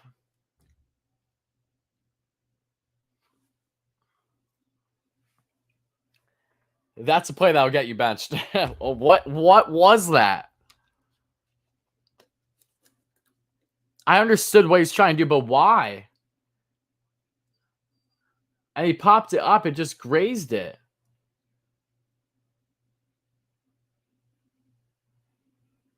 That was a stupid. And I was hyping up VR. No, Kyle, VR had 3 hits yesterday.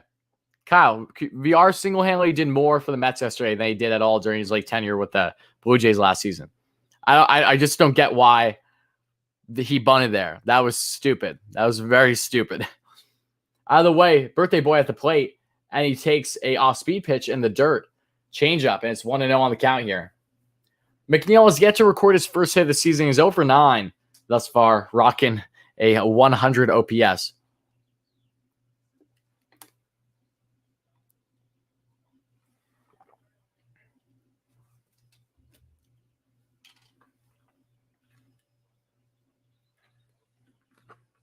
Citi Field is immaculate today. You're right. All right, fastball in there, way inside. 2-0 on the count here to McNeil. Do I think Walker's going to do good this year? Yes, I do. I think he's going to be a very serviceable pitcher in this rotation. More so in the back half once everyone's healthy, unless he really pops off and hits another level in his game, which he very well could this year. There's still potential with him to still grow. I think we have yet to see the best from Walker. So, yeah, I do think he's going to have a good year. And McNeil flies one up to the left side, but that goes foul. So it's 2-1 now on the count. No, yeah, VR isn't a starter, Kyle. He's only starting today because JD Davis is day-to-day with a hand contusion because he got hit by a pitch a couple games ago. That's the only reason why he's in the starting lineup. We got to manufacture some runs. You're preaching to the choir, James. You and I both. I think we're all in agreement here, Mets fans and baseball fans.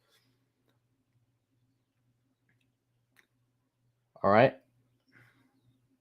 I love that. Keith just called it before it happened. A throw to first by the signs. That's awesome. Wow.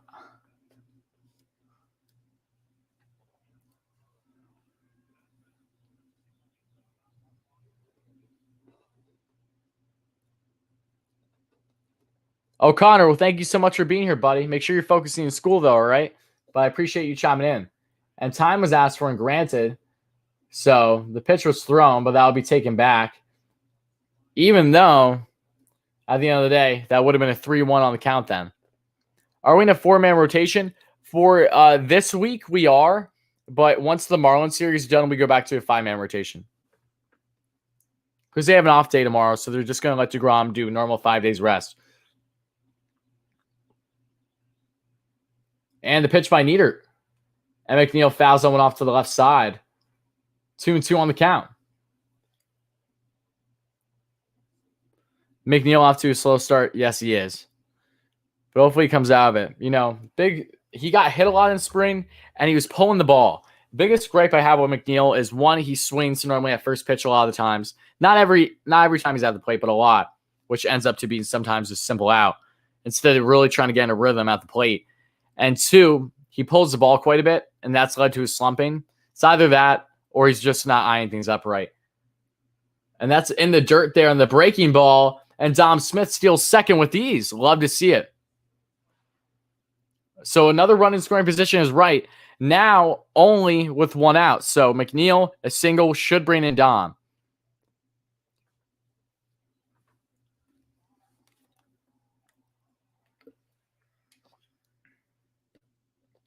It's probably one of the easiest steals a batter will ever get. Or a position player, I should say, that being Dom Smith.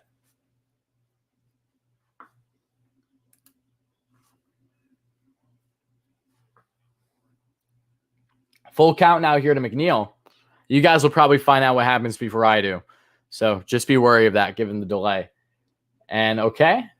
Takes a look back to Dom and waits.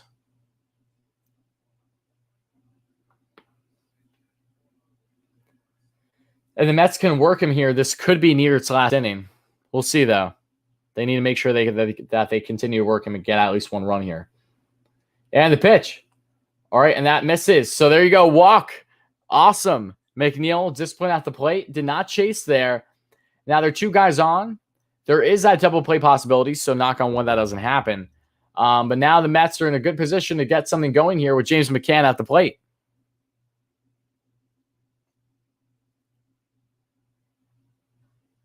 The Mets 100,000% have a top. The Mets have one of the best offenses in the league, but that's only going to do you so much if you're one of the worst as a team in runners in scoring position. That was the case. The Mets had the highest OPS in the MLB last year, yet they were a bottom feeder in runners in scoring position. That is the hurdle they need to get over. I do believe that they will this year, but they definitely need to sooner than later. It's highly important. Okay, and that pitch is going to miss down and away there on the slider.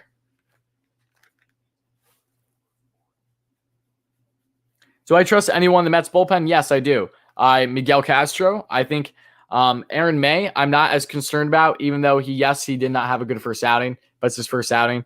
But Miguel Castro, I do. Diaz more than I used to, that's for sure. But you're right. I don't trust too many people in the bullpen. That is correct.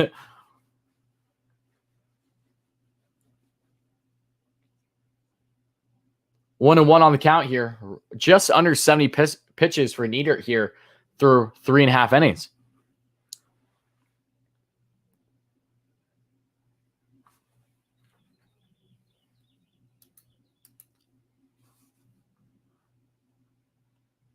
Oh, that's a strike, but they called it a ball. Just on the top of the left outside corner there almost. And it's 2-1 here on the count to James McCann. Hopefully not, DJ. Hopefully not. To start the season, yeah, they might. But once again, a groove. They should be clicking quite well. Again, it's 4th game of the season. Had a delay because of the DC cancellation. I'll give them a little bit of time. McCann fouls that one off, though. And it's 2-2 here on the count.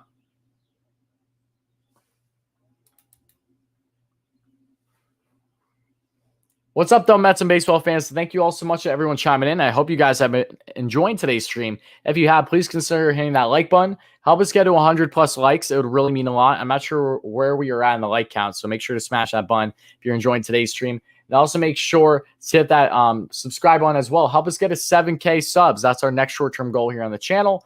And if you enjoy consistent Mets content, trust me, look no further. 2-2 on the count here to McCann. And that is going to be a ball. So full count now to James McCann.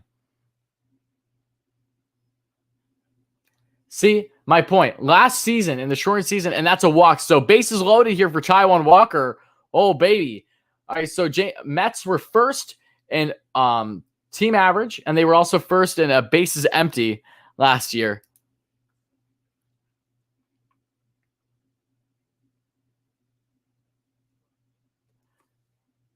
Walker grand slam. Okay, there you go. So yes, I just witnessed Walker getting walked. I knew what happened beforehand, though, between the chat and also the scoreboard. So you guys will see what happens with Taijuan here. Hype in the chat, though, guys. Let's get some Taijuan hype in the chat, guys.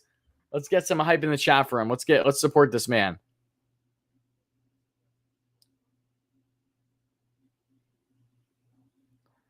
Let's get some Walker hype.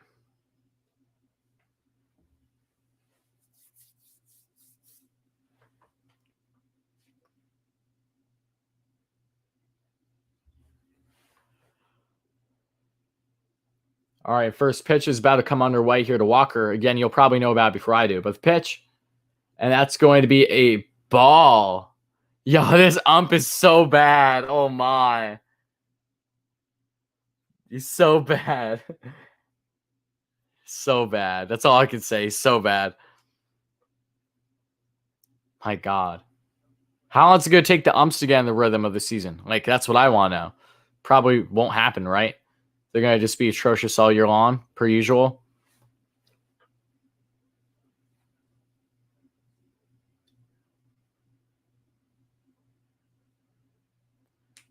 And the pitch.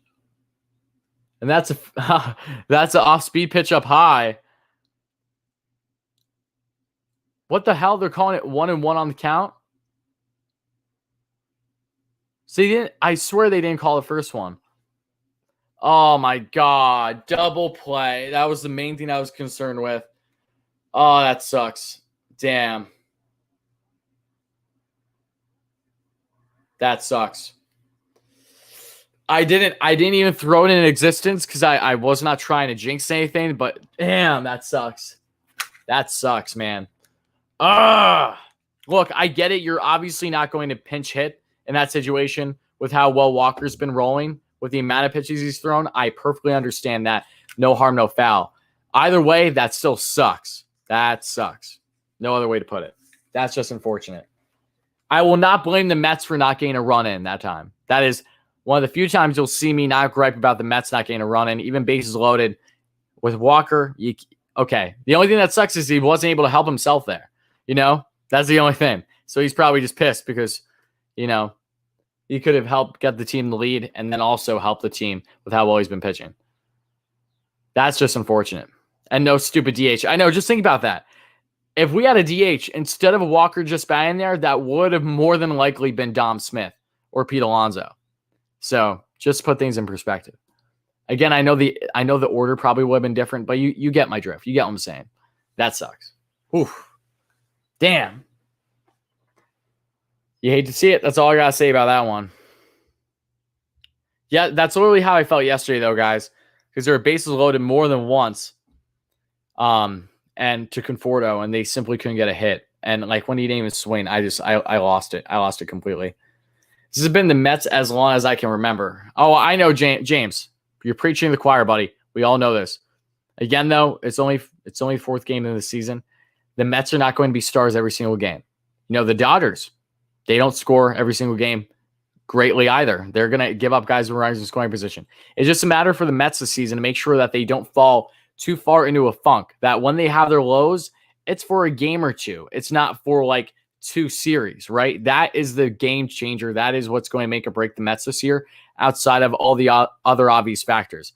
How the lineup overall performs, how the bullpen looks, right? How the rotation handles things with some injuries going on, and the defense. Outside of all that, you need to make sure that when you are in your slumps, when you're not in your rhythm, that it's not to a consistent level, you know, that they are still able to hit every couple days if, say, they have a slump. It can't be 2 series can make or break your season just like that. So, especially early on against subpar pitching. And that's not a shot at Neidert, but that's the reality.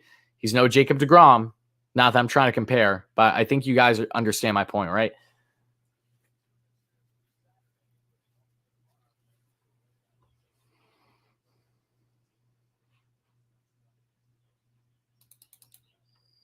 No, we cannot blame Rojas on the Phillies series loss. No. Even though there were questionable moves, the Mets not hitting with runners in scoring position is why the Mets lost that series. That and a mixture of the pitching being inexperienced, at least new with the club. Yeah, no. If you're blaming Rojas for the loss of the series, I have a bridge to tell you. That was not the case. I was at both losses. I was physically there. I saw what happened. There were a lot of things that went wrong, but Rojas, his managing in particular, didn't help at times, but also was not detrimental to the Mets winning and losing. I will agree, though, that Rojas is questionable. I never said he's perfect. I like things about him. I don't like things about him. This is a make or break year for him. And the next month or two will be very telling as to what we can expect. Walker's now the bump, though, for inning number 5. He's only thrown 46 pitches, looking very strong. Here he is facing Jesus Aguilar for the second time today. Aguilar 6 for 18 on the season, looking pretty solid with an 824 OPS. And yes, he did pull DeGrom too early. I would have liked to see DeGrom go the 7th that game, but I understood why he did it. It frustrated me, but I understood it. That's the best point that I'm trying to make out of that. Most teams in the league would have done that in the exact same situation. Everything got bad luck for the Mets. If I'm bad luck, then I don't know how that's possible because the Mets have been, basically LOL Mets for how long have we known them? Trust me, long before my years, Robert. It's way too late to even consider me as bad luck at this point. And the pitch by Walker. And Aguilar takes that for a ride, but right to Nimmo in center field and 1 away. And another nice quick out for Walker here in the top of the 5th. 1 away.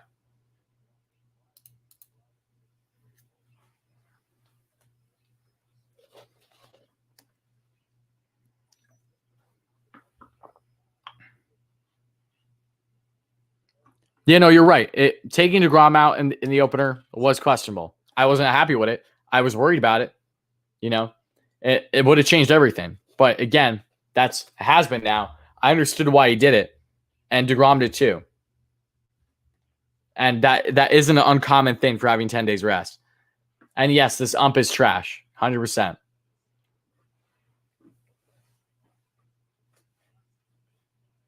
Owned one on the count here. Yeah, this ump is literally like jaw-droppingly bad. There you go. And now it's 0-2 here on the count with the sinker by Walker.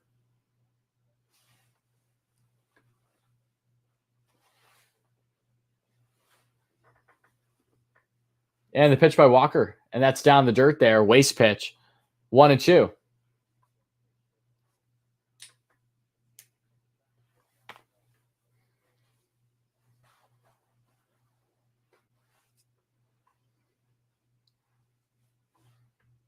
Walker looks clean with the 99 too, I got to say. And the pitch. Okay, fastball misses away there. 2-2 now on the count.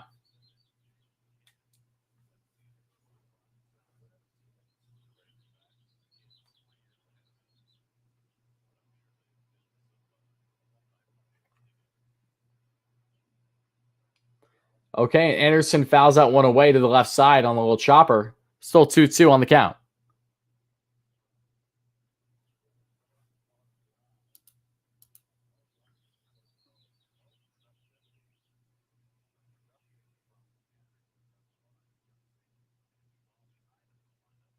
Pitch number 55 coming from Walker. And that's going to be a called ball. Little surprising considering Walker's been getting atrocious calls earlier in this game, even throughout this at-bat. But he doesn't get that call. It's an expanded strike zone when they want to be and when they don't want to be. Clearly, he didn't want to be expanded there. And the pitch by Walker. And Anderson fouls that one off away. So still full count here. I'm doing great, Mark. Hope you're doing well, my friend. Thanks so much for chiming in. Yeah, we're just following along today's game between the Mets and the Marlins. Mets home opener. Beautiful day for baseball. And Walker's dealing early in this game here. Now in the top of the 5th, 1 away. And that's very unfortunate, Kyle. You're 100% right. Damn. First hit, so there goes the no-hitter. That's why I didn't even mention it, guys. How many games do we watch every single season for our favorite teams, and there's a no-hitter going through? halfway through the game, or even up to the 7th or the 8th, and that doesn't happen. They are so difficult to happen, guys. Trust me. We're going to see outings just like this more often than not this year, so prepare yourself for disappointment, if you will. Anderson got that one away, though. Solid opposite field hit. He's one of their better hitters. Now it's how Walker responds here with one out. Double play possibility is there. Adam Duvall now at the plate. Pitch number 58 for Walker is underway. And Duvall breaks the bat there, but VR gets the force out at second. So, okay. That was bizarre, though. So the bat almost hit VR, it looks like, for a second. Yeah, he almost got killed. Exactly. So that happened. The bat was flying. The VR just drilled it a second right away, though. And got Anderson right before he got there. But Anderson, kind of how he dove. McNeil wasn't in the position to do the double play. And I just said Wheeler. What the hell? Do I have SNY? No, I'm watching through SNY, but it's because I have an MLB package.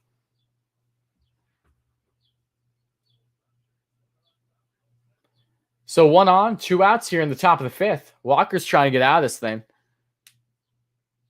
And that's up high on the fastball. And it's 1-0. Who is Hildenberger? He's a lefty. I believe he's sidearm too. Who was fantastic in spring. Was part of the Mets' first roster cuts in spring. But he's now with the club because Betances is on the IL with his shoulder.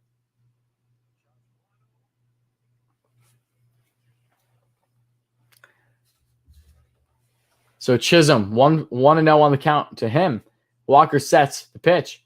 And that's a inside corner slider. That's called strike. That's another ball, though. Oh my. It literally hurts watching this game because how atrocious this ump is. Like the entire past series, but still.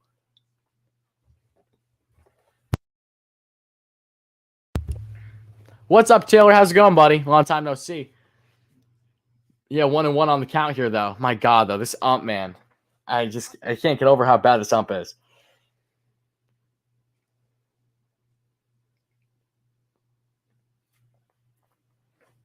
Karinchak, what team is Karinchak on? Mark.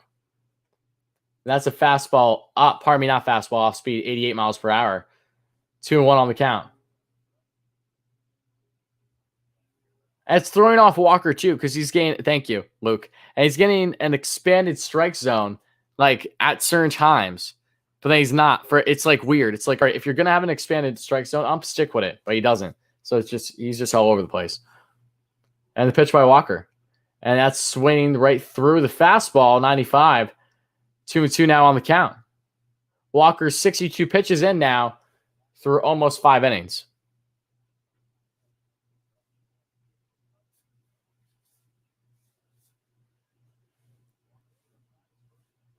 Taylor, you came up to me yesterday. So what are you talking about, buddy? There's no allowing people. Numerous people have come up to me, including yourself now, which was awesome. It was awesome to actually meet you in person.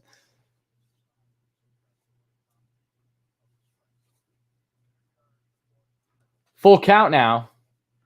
Mr. Chisholm.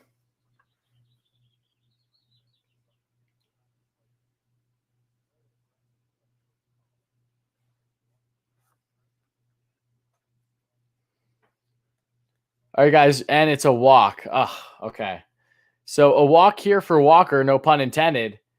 To Chisholm is a guy who really would have been nice to get the out on. So Walker, after giving up a single, is laboring a little here in the 5th. Not all that worrisome. He just needs one more out, but this is by far the worst inning he's had thus far in the game. Starting to get worked a little bit.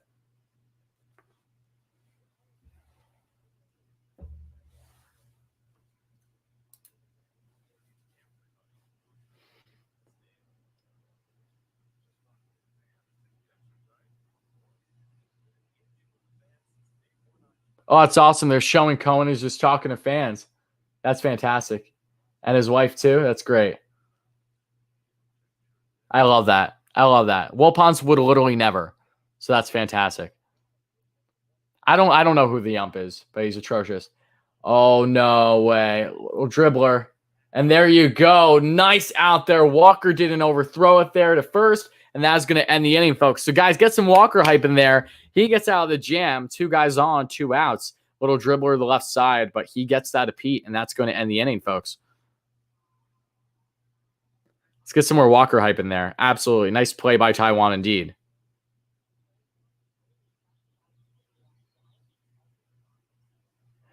All right, guys, I don't know about you, but that's really weird. I feel like YouTube has been really weird lately. I kid you not. Last time I looked at my like count in the stream, guys, it said I was at like 94 likes. Now it says I'm at 82. Now, granted, could 10 plus people have disliked the video after liking it? Like, unliked it? Sure, they have. But I feel like that wasn't, I think that was just a glitch by YouTube. Isn't that really weird? Guys, let me know the like count that you see. That's so weird. I swear to God, it was literally at like 94 a second ago. Now it's down to 82. That's bizarre. That's very bizarre. I'm at 94. Why is it telling me? This is what I mean. YouTube's so weird. What the hell? That's so weird. Why is it telling me 82? What the hell, guys? That's good though. See, says mine's 84. It's back to 93. What the? I'm not going crazy though, right? Aren't we seeing conflicting numbers? Like, that's the weirdest thing. Now it says 93. What? I did refresh. It's been on and off. That's weird. That's just really weird, guys. Either way, thank you all so much for the likes, guys. We're just around 100, so continue to smash those buttons if you've been enjoying the stream. But, man, that's weird. That's so weird. I can't get over that. And, Dom, thank you so much for the like. Again, thank you all so much for the likes, guys. I don't get it. YouTube's weird, man. 47 now. What? 90. What? This? I don't know. We got another dislike, so we got a clown in here. Thank you for that, buddy. I appreciate it. And Joe, thank you so much for the like too, buddy. I appreciate that, my man. I hope you're having a great day, buddy. Shout out to Joe. Absolute G, loyal member here on the channel.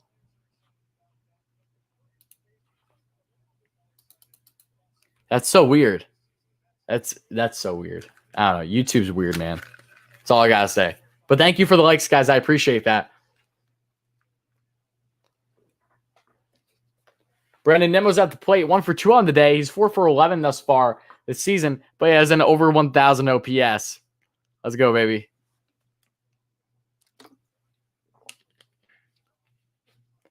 JD's still day-to-day for his return. Oh, big hanging curve there that just gets inside the strike zone. It's 0-1 on the count here to Nemo. 100. Awesome. Thank you so much for the likes, guys. You've all been tremendous. I really appreciate that. And also subscribe, guys, if you haven't and you like consistent Mets content. More streams like this, more normal Mets content, normal videos as well. So many different things are going to be coming throughout the season. So please make sure to smash those buttons. 0-2 quickly on the count here to Nemo. Neidert's thrown 76 pitches here through 4 and what's going to be soon a half inning. But the pitch here to by Neidert, and that's down the dirt, almost hit Nemo. That's 1-2 on out. JD's available today? Okay. I doubt they'll use him. I think that they'll probably give him another day of rest unless they pinch hit him. And JD should be good by Saturday. Again, it's all up to his swelling on his hand.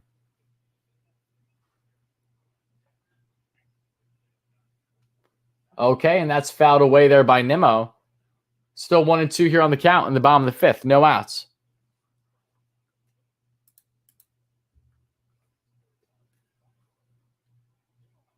Do I think teams can trade for Story at the deadline? Possibly, yeah. But they might just want to wait till free agency. Story's definitely got to keep an eye at the deadline, though, for sure. And the pitch. And Nimmo slashes that one foul. Still 1-2.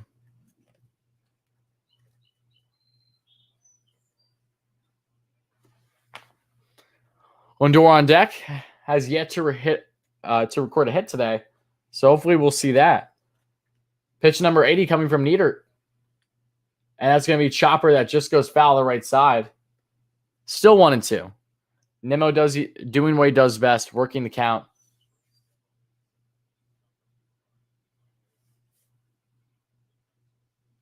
That's funny, Mark. Lindor is going to get an extra base hit. Hopefully. Knock on wood, right, Ray?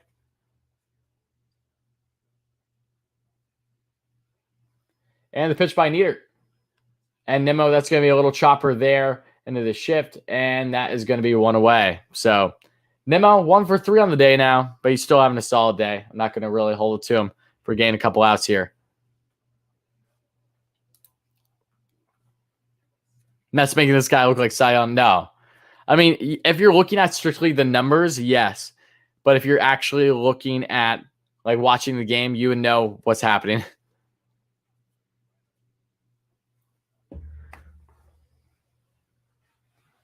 Francisco Lindor is at the plate.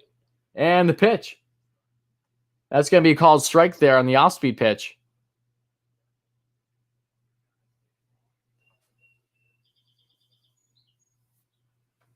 And the pitch again. And that's a down the dirt. It goes back to the backstop.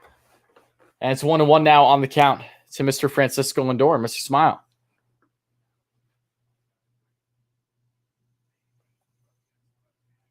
And Neidert sets the pitch. And that's a down and away. And it's 2-1 now on the count. Favorite ballpark, Citi Field. But I say that biasly. Lindor single. Let's go, baby. Hype in the chat for Mr. Lindor. You love to see it. Let's get some hype in there as always. First single as a New York Met, baby. Right in between the shift. Let's go. Absolutely love to see it, guys. Get some Lindor hype in there. And also get some like and subscribe hype as 2 guys. You know the drill by now. Smash those buttons. But that's awesome. That is fantastic. Love to see it, baby.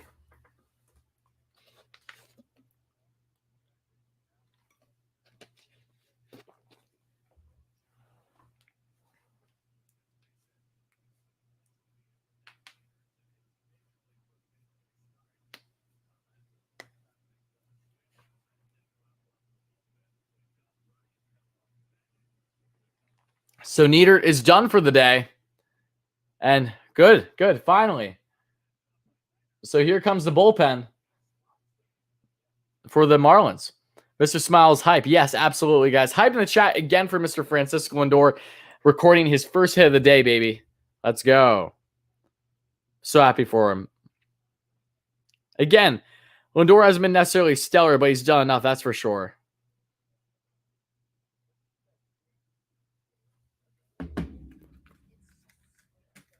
How's Lindor's defense look so far? It looks like mwah. It looks like money. It looks like it's worth his contract. That's for sure. This is a superstar we have for over 10 more years. I know. It's so good. It's so good. Let's see Conforto get out of the slump. I agree. Hopefully, maybe you can take advantage of the pitcher coming up. But I do believe, unless I'm mistaken, I do think a lefty is coming in against Conforto. So not that Conforto can't hit lefties, because he can. He can hit lefties and righties without a problem. But we'll see how he does here with the reliever coming in. Mets now have 3 hits on the day, but I've yet to record a run.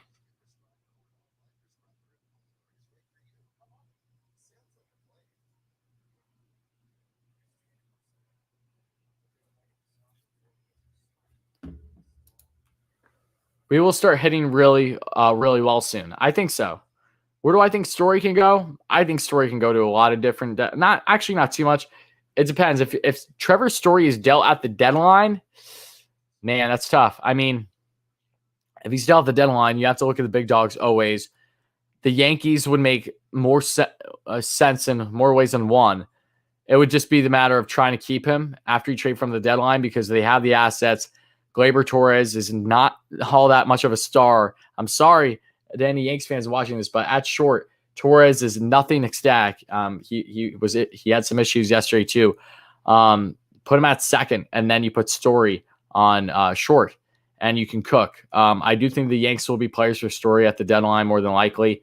I think, actually, no, pardon me. You wouldn't have Gleyber at second unless you want to put DJ to third, but even then, you're going to have some issues. So check my math. I'm not adding numbers. I do think, though, that the Yankees are a team to look out for Story at the deadline. I think outside of that, yes, the Dodgers are always a player, but it's not like the Dodgers don't need Story whatsoever. Yeah, it's tough. Unfortunately, the Yankees do look like a good fit to me. Some other teams could be involved too if they really get him as a rental, but you're going to give up a big haul to get him as a rental. What if Story is dealt at free agency? Well, He can't be dealt at free agency because he's a free agent then, Taylor. All right, Ross Detweiler is now at the plate. On the bump. And first pitch is going to be a breaking ball that just misses. And it's 1-0 on the count here to Michael Conforto.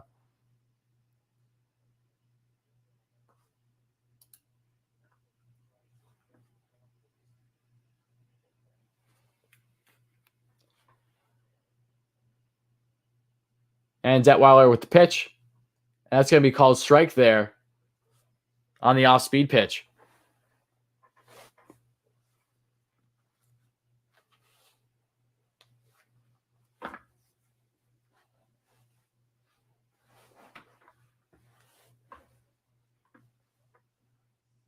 And the pitch. Okay, and that's tossed to first. Lindor stays on the bag, though, without a problem. Just checking. So here now in the bottom of the fifth, guys, Lindor on first, 1 out. Michael Conforto, who struggled immensely past couple games, really to start the season, is at the plate.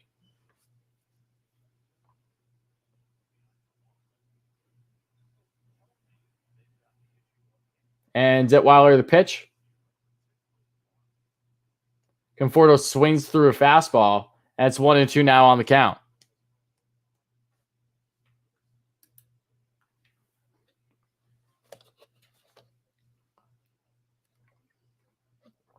I think all of us Mets fans have a lot of similarities. When you say, Warren, that's cool, though. Love to hear it.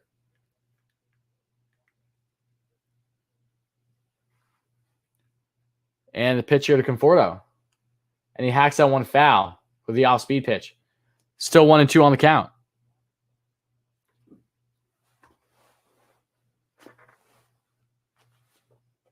Yeah, so still Wayne. Pete Alonso is on deck, so here's hoping Conforto can get something happening here, and then Pete will be on. So Pete's had a really good start to the season, too. I'm liking why he's really kind of continued the trend from spring. And the pitch. Oh, and Conforto gets hit out the hand.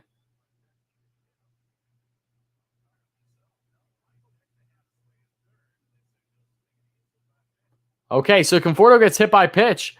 And, that sucks, but luckily he's okay. And just like that, Pete Alonso's on with 2 guys on. This time, not 2 outs. So let's see if Pete can execute here now with only 1 out to try to get something going. Hit by pitch, indeed. Alonso's 0 for 1 on the day and has a walk. He's 4 for 14 on the season. 1 home run, 3 RBIs. And just shy of a 1,000 OPS here to start the season. Can our hair stop getting hit, please? Granted, it's not their fault for getting hit. But I get what you're saying. And the pitch, Detweiler, and that's going to be, there you go, on the slider. And it's 1-0 on the count.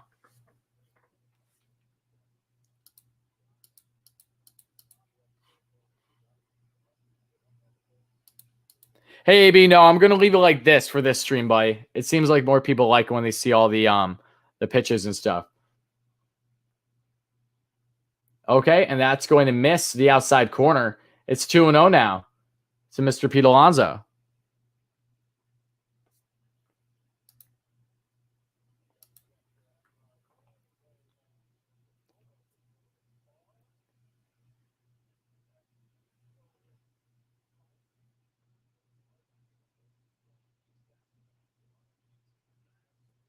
Two 0 on the count. Pitch number 8 coming from Detweiler. And that's going to be called strike. 2-1 now on the count.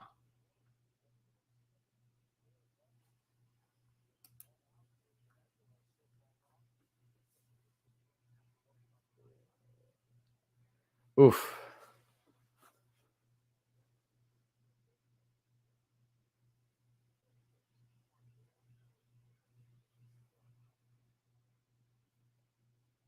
And the pitch here to Pete. And that's almost in the dirt. So 3-1 now on the count. This is getting very stressful for me. You guys are going to know the result before I do. And I apologize. It looks like I was lagging a little bit. If I do apologize. It's not purposeful or anything, obviously.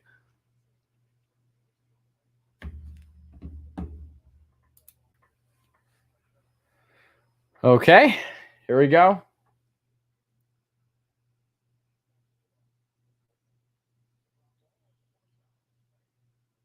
Another bases loaded. Wow. Okay. Wow. Beautiful. Okay. Bases loaded once again. And Mr. Dom Smith is at the plate. Okay. Lefty on lefty action for Dom. We'll see if he can overcome this. A big, big at bat for Dom Smith. Come on, baby. The Mets have literally had runners on like every single inning, it feels like, or at least close to. Come on, baby. We got to get this. We got to get this. Come on. Let's go.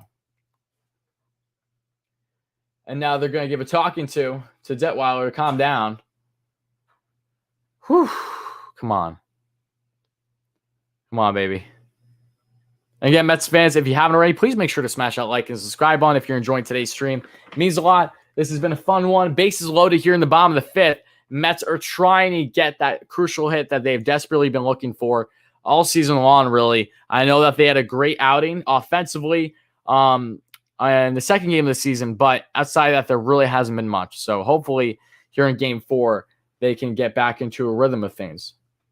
Mets offense is 6 for 34 this season, and runners in scoring position array. So they've already had 34 chances, right? But they're 6 for 34. First of all, it's insane that they've gone that many chances. It just shows you that this team does hit and does take walks. You know, they will do plenty, but they just have not been good with the runners in scoring position just yet. So we'll see, guys. First pitch is coming here to Dom. And that's a down in the dirt. 1-0 on the count.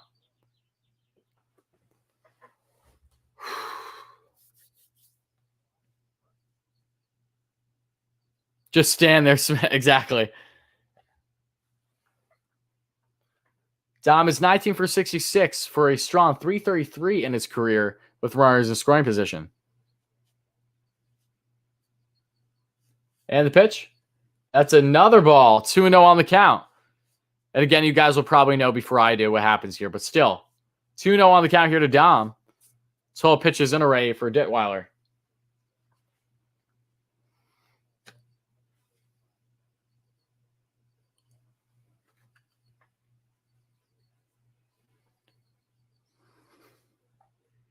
And the pitch. And that's going to be called strike. And it's 2-1 now on the count with the fastball.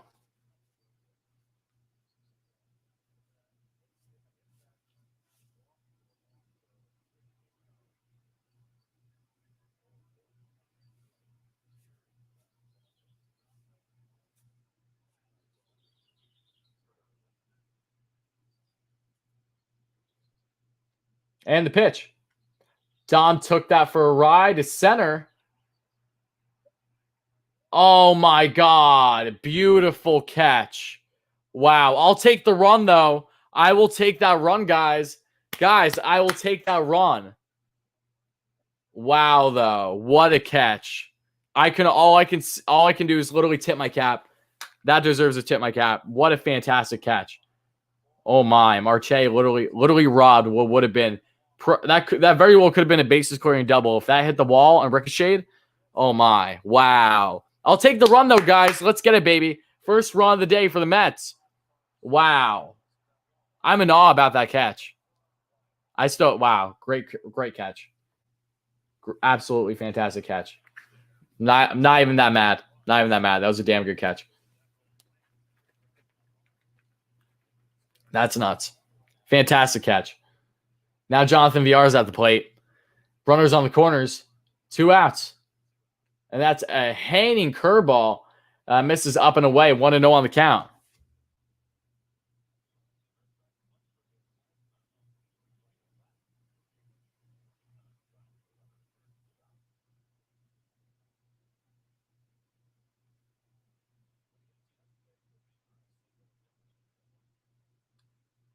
Villar fouls on one off, and it's 1-1 now on the count.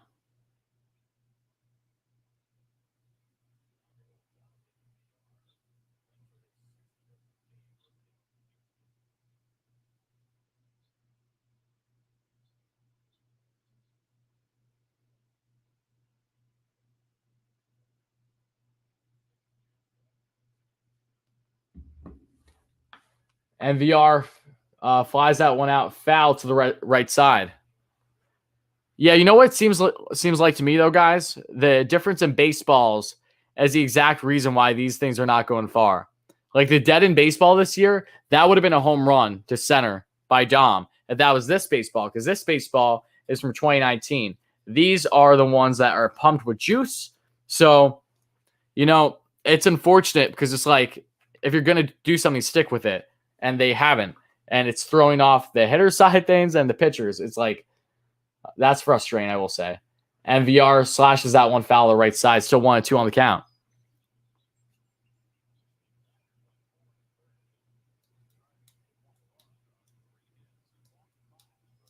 And VR strikes out to end the inning. So, damn, that sucks. So, Dom just shy of getting a bases clearing double, robbed. At least one run is brought in. And that is how it's going to end here in the 5th with the Jonathan VR strikeout. So, I will take the run, but damn, man, that's still frustrating. And he struck out on the ball, too, basically. Ugh. Damn. Oh, my God. This is so frustrating, guys. I swear. Matt Harvey's starting today. Good luck to Matt. He had a decent first outing when he faced the Red Sox. But, oh, my. Ugh. Damn.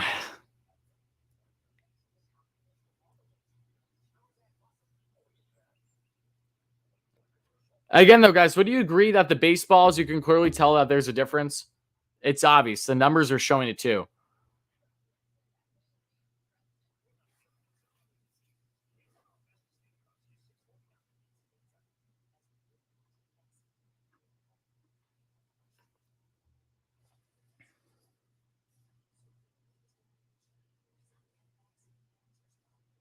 MLB stopped using the rabbit ball, I know.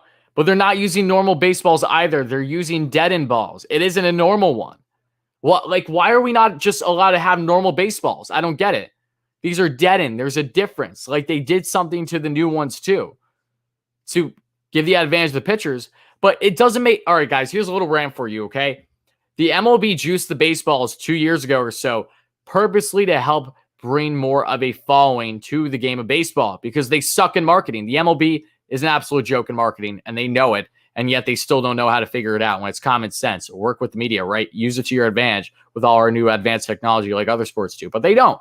So they decided to juice the baseballs because, when you think baseball, you think home run, right? So you hit those bombs, you hit it at a high pace, you hit it, 4 or 5 home runs a game, everyone's going ballistic. Everyone's happy, right? Even though the purists of baseball are still frustrating. It's annoying. And now they switch the baseballs to dead end to give the pitchers the advantage. But it's like, if you purposely juice them to make the game more entertaining, why are you not at least going to stick with that? So now you're bringing a dead end baseball where home run rates are going to be far lower this season versus the last 2 years. And then it's throwing off the average fan or a fan that's only been following for a couple of years now. Like many actually have started following since the juice balls happened. It just doesn't make sense to me. If you're going to do something, even if it's frustrating, at least stick with it versus trying something different versus it being normal. It's not like that they're being normal with it. Okay, and Taijuan Walker right away gives up a single, and that's how we start things off here in the top of the 6th. So Walker, first pitch, swinging by John Birdie, who is pinch hitting, first at bat of the day for Birdie, coming in because of the pitching change, and he hits a single to the opposite field. Birdie's a little bit of a Mets killer at times too. It's annoying.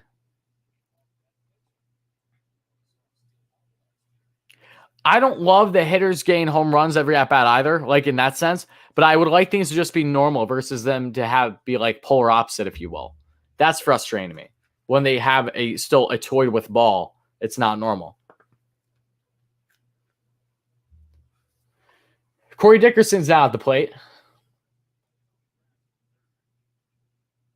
And Walker does a soft toss to first to Pete just to keep Birdie close. And Birdie is definitely going to try to steal second. So keep an eye on John Birdie on first.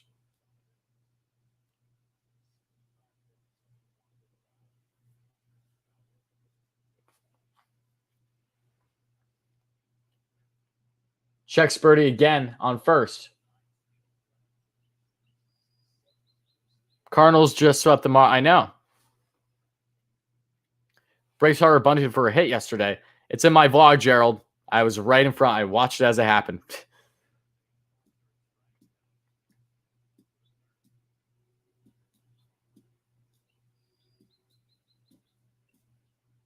And the pitch. And that's going to be a ball on the fastball. 1-0. Walker hitting 93 on the fastball now. Couple ticks down, which I expect, but still.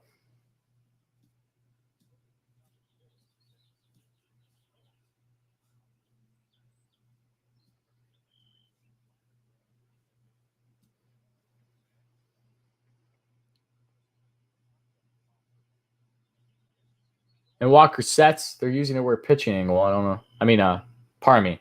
Yeah, just a weird camera angle. Birdie runs, and it's fouled away. So Birdie has to go back to first. So Birdie's trying to take second here. We'll see if James McCann will end up trying to throw him out at some point, sooner than later. What inning? We are now in the top of the sixth, guys, for everyone just chiming in.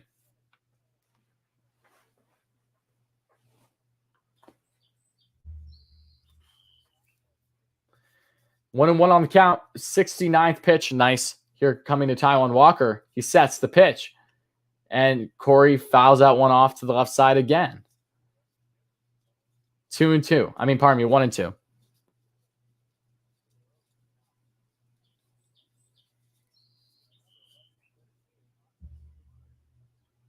Yes, AB, tell me something I don't know, my friend.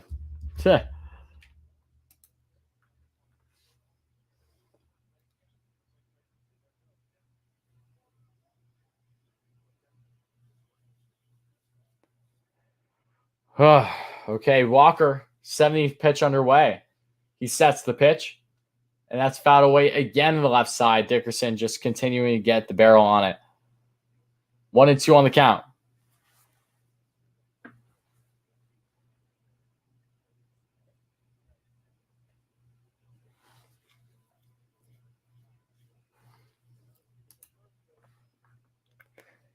Aguilar pickpocketed Dom.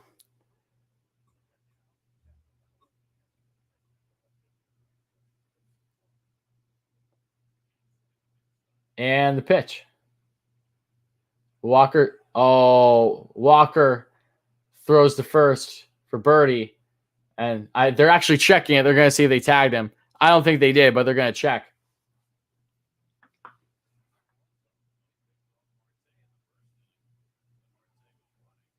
I think he's safe.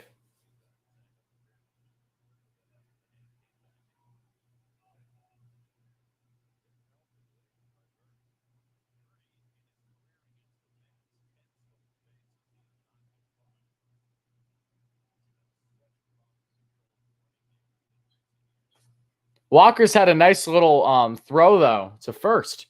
He's been pretty good with it. No need to apologize, Leo. Happy to have you here, my man. Yes, I agree. Elf GM. And Dickerson takes that to the right field line, and that is going to tie the game.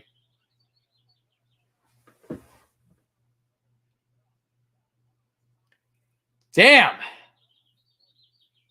That sucks, guys. That really sucks. Taijuan Walker gives up his first run of the day. The game is tied 1-1. Corey Dickerson in there with a standing double. And yeah, that's all I got to say. It ricocheted terribly off the wall, of course. Completely went the other direction of Conforto. And he couldn't get there in time.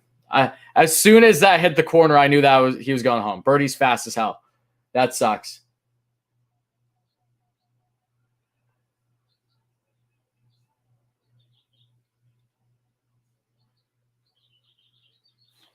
Damn. That sucks. That sucks. Mets offense should be taking notes right now. I agree. I agree. Is there any update on that ball they took from Bauer for inspection yesterday? No. I didn't even see that, Tim. That happened because I was out all yesterday. Bauer got a ball taken for inspection. Really? Is this true, guy? I didn't. How did I not? Granted, I was busy at the game, but I'm surprised I didn't hear that. So no outs, runner on second, and Miguel Castro is warming up here in the sixth. This might be Walker's last inning. First pitch is going to be misses down and away there, the slider.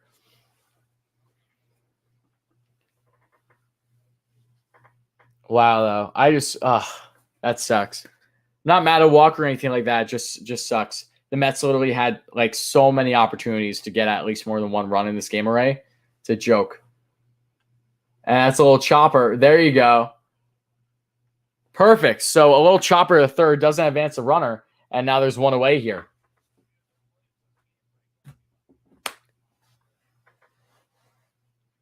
That's so frustrating, though. Oh, my.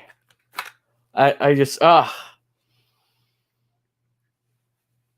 This inning has put a sour taste in my mouth, folks. I don't know about you. Frustrating. Normally, it shouldn't be when you only give up one run, at least as of now. But still. Gems, what's up, buddy? Happy to have you. Either way, Starling Marte, who robbed Dom Smith of a bases-clearing double last inning, is at the plate. And that's going to be called strike on the fastball. 94 there for Mr. Walker. And it's 0-1 on the count.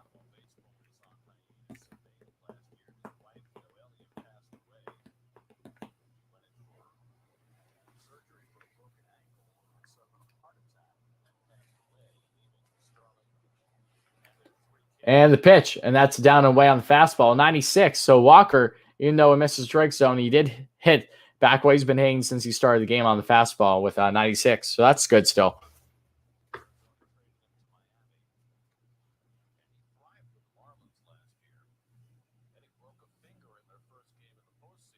And the pitch. And Marte, a little chopper right there to McNeil. And runner advances to third, but 2 outs now. Mets can hopefully get out of this one. But yeah, 2 outs. Dickerson moves to third.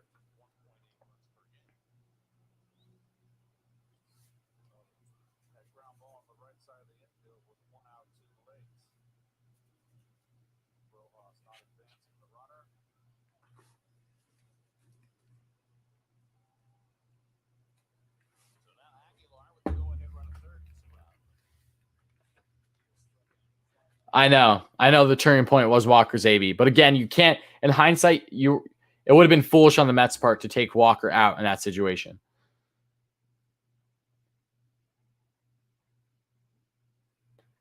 Jesus Aguilar and pitch. And that's going to be a fastball right up in the zone. 0-1 here on the count.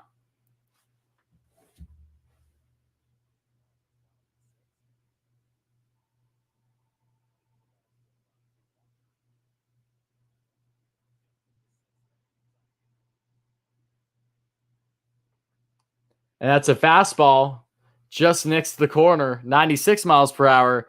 And it's 0-2 quickly here, Aguilar. And we need the DH 100%. Unfortunately, it's not happening this year, but I've been advocating for it all along. Trust me. Fans getting loud for Walker. And just missed? Okay. Oh, just missed indeed. Damn, okay.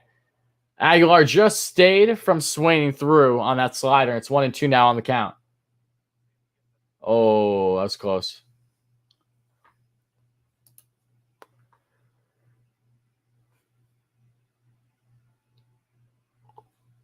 Pitch number 80 of the evening, and will probably be his last of Taijuan Walker.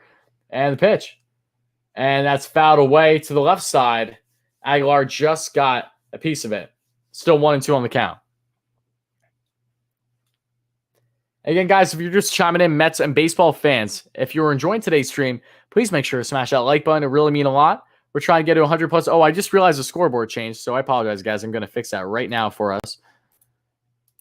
That literally must have just changed on me. And the pitch, and that's down the dirt. So 2-2 now. Misses there with the splitter.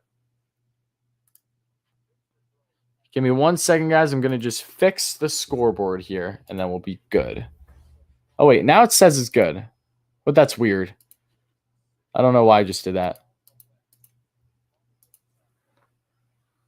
We're PTSD loyal. Exactly.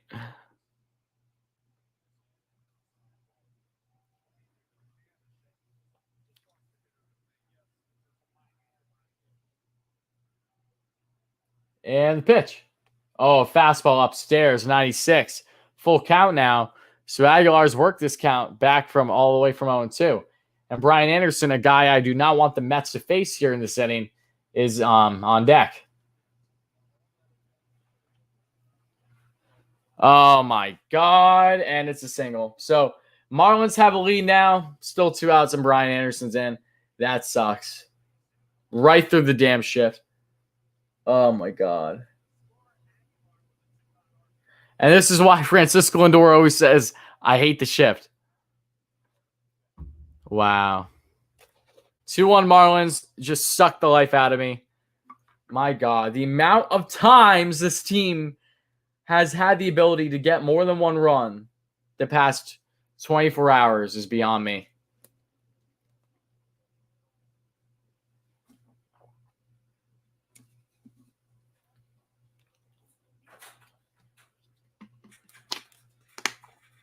Oh, my. That's rough. Walker, the pitch. And Anderson swings through the splitter. 0-1 on the count. Brian Anderson, who's 4 for 19 on the season. 1 for 2 today with a single. Oh, man. Ugh.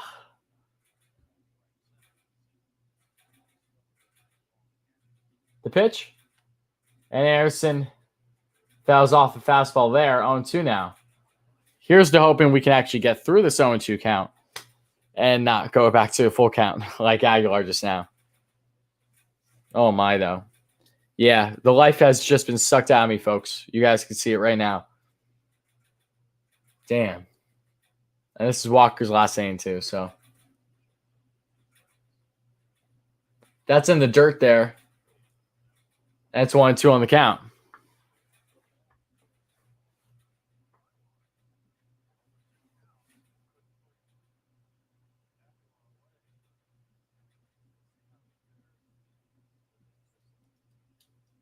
Beautiful. All right. Walker gets the K. That ends the inning.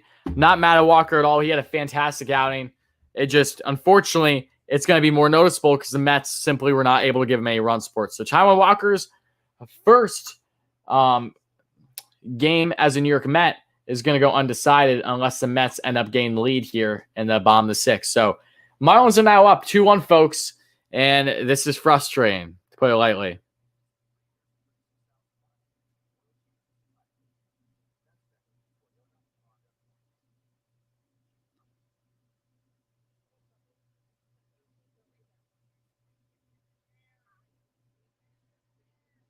Man, that's frustrating.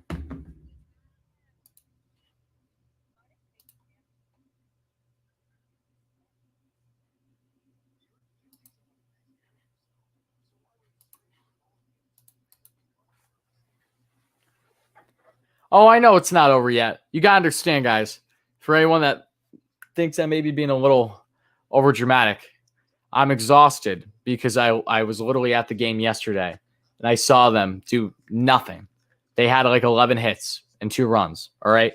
They had more hits than the damn Phillies, and the Phillies scored 8 runs. All right. So that is hitting me harder now, too, because it's been nothing but Mets baseball the past 24 hours, and it's been bad Mets baseball. So take that as you will.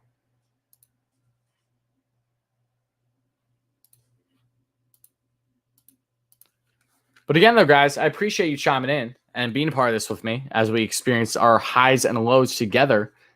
100%. It's been fun, no less. Don't get me wrong. But here, guys, I'll be right back. I'm going to just go grab something. And yeah, just give me a minute, guys. I'll be right back. Thank you.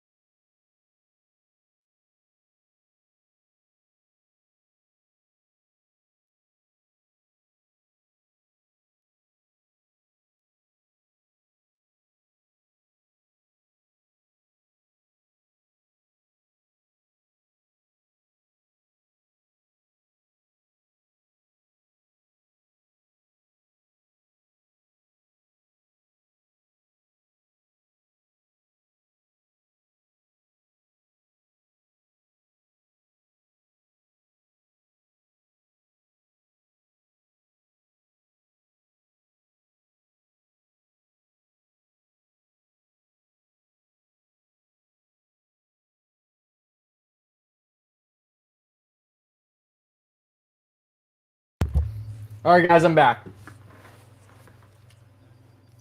Oh, no way. I just saw that the rest and why Soroka got shut down for 2 weeks because of his shoulder. Is that new? I didn't know about that either. Again, because I've been so busy running around at these games lately, I haven't been able to keep up with the league the past 2 days. So Soroka for the Braves is out for 2 weeks. Is that correct, guys? And again, thank you all so much for just chiming in. McNeil's at the plate, 0-2 for birthday boy and the pitch, and he fouls that one off, but it's going to be and that's going to be another out. Damn, McNeil's not having a good birthday.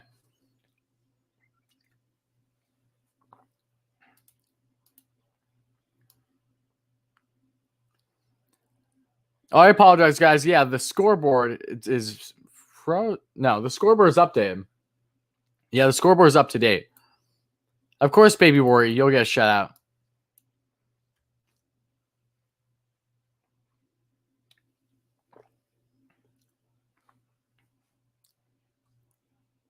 No, you're right. The Mets do need to be playing small ball. That's exactly what they need to be doing right now. They're not doing enough of it.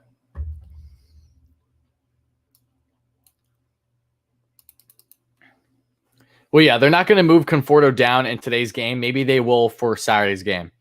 We'll see.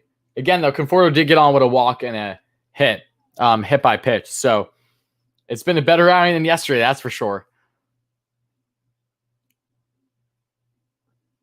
Oh, thank you so much, Taco Tuesdays. I appreciate that. Diego, I appreciate that, my man. Diehard Mets fan here, too. I hope you're doing well, buddy. Thanks so much for chiming in. All right, and that's a curveball that misses the outside corner. It's 1-1 on the count. Chili Davis needs to fix our hitters. I agree. I hope it happens too. DFA, baby Wardy, you're about to get blocked. No son of mine would ever say such a thing, no matter how much of a slump this man gets in. A big swing and miss there on the changeup from McCann, and it's 1-2 on the count now.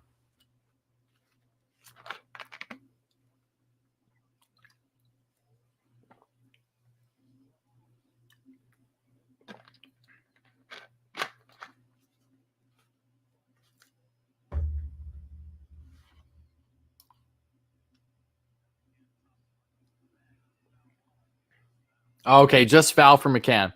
The comments don't cover the scoreboard, buddy. I don't know what you're referring to. I have the scoreboard set this way for a reason. So you see the runs, the hits, all that jazz, and no more. What you're seeing is cropped like that for a reason, guys, for the scoreboard.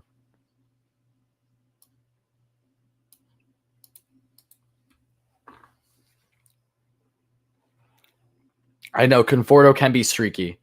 And again, I think to an extent, the extension is a factor here.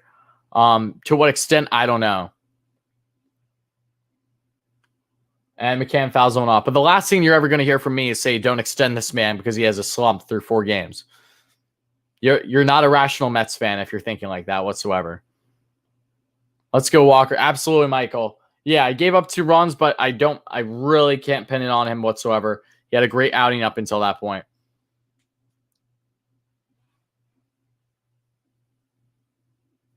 Now I will fix the scoreboard because I think it just got stupid with me for a second. So, and McCann strikes out. Damn, that sucks. Okay, so 2 away here now for the Mets. And I apologize if I lag for a second, guys. I might just fix the scoreboard because it got stupid with me again. So I apologize.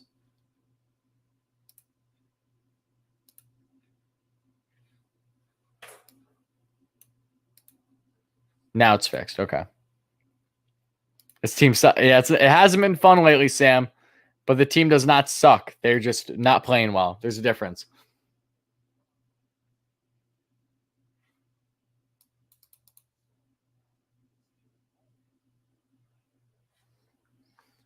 Gerald, Conforto has consistently trended upwards in his career.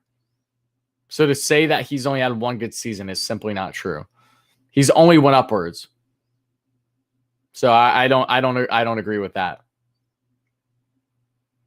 Pilar is now at the plate. Oh, Pilar just took one for a ride, but it's going to be shallow. And that is going to end the inning. So, yeah. So Pilar comes in as a pinch hitter and to no avail. So Mets now head to the top of the 7th, down 2 2-1. They're going to be looking for a stretch sooner than later, guys. All I will say, if the Mets lose this game 2-1, I'm losing my mind. I'm losing my mind. It's game 4. I don't care. But if you lose 2-1 to the Marlins, I'm going to still lose my mind one way or the other. They got to pick this up. I'm going to be in Queens for 4 games next week. They got to pick this up. That's all I can say. That's all I can say. But guys, I want to mention something too. I'm going to put it on my community tab, but I figured might as well just bring this up to you guys now while we're here. Okay. So I'm going to be in the Mets and Phillies series all next week in Queens. I will be at every single game, games 1 through 4, Monday to Thursday. I want to know your guys' thoughts. Would you guys prefer me to do a vlog and have that posted after each game, or would you guys prefer to have me have a massive vlog with the whole series wrapped up? So once the series is done, so I'll have that vlog at the end of the week then. So during that time, I'll try to have, as long as I'm able to, because I will be out of town in Queens, obviously, I'll try to maybe do some pregame streams or some postgame, and I'll be doing some maybe with Richie, because I'm going to be going to the games with him, Richie at Mets Media. I think a whole series vlog makes more sense. It can be shorter, condensed, and that way, if the Mets assumably don't win every game, there's more of a rebound. There's more incentive to want to watch the whole vlog, so that way I can put a lot into one while not having it be too long either. Yeah. So that's my thought process, but I just want to know your guys' thoughts. So would you prefer one full vlog of a series, or what do you prefer individual vlogs? Whatever you guys prefer is what I'll do. And yes, looks like Miguel Castro is coming in the game for the Mets now. And another donation. Thank you so much, my man. I appreciate that. You're definitely been helping positivity. That's for sure. I appreciate that, buddy. Stay positive. We got this, bro. Let's go Mets. Absolutely. Mr. Pos, guys, give a huge shout out to PR over here. He's been tremendous, so positive and so kind and so overwhelming with the donations all throughout the stream. So seriously, I appreciate that, buddy. Really does mean a lot. 7th inning, we come alive. I feel it. I mean, I hope so too, Chris. Castro, yeah, again, just shows you that the Mets don't have confidence in this bullpen early. Castro's pitching for his 3rd game already out of 4. Come on. I like Castro, don't get me wrong, but your bullpen does not consist of just 3 relievers. So not the best look in your showing confidence for you guys. Matt Harvey gave up a 2-run home run to Devers. That's unfortunate for Harvey. Yeah, of course, James. Absolutely. The Mets literally have been in recent years a team that's been very subpar in the first half and one of the best in the second half of the year. But in order for them to have success, they need to be good both halves. They can't have these long streaks of inconsistencies. They're going to have their highs and lows, don't get me wrong, but it cannot be, numerous series on end when they have their lows. That's not going to sway if they want any chance of winning the division this year.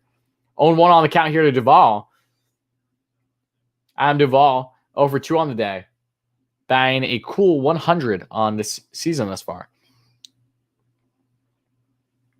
And the pitch. And that's another strike. Beautiful there with another off-speed pitch. 0-2 right on. Castro looks like a beast on the mound too. 6'7", can throw 100 with the heater, with command, with his off-speed pitches. It's nice. Already, K, let's go, baby. Beautiful strikeout. Oh, my.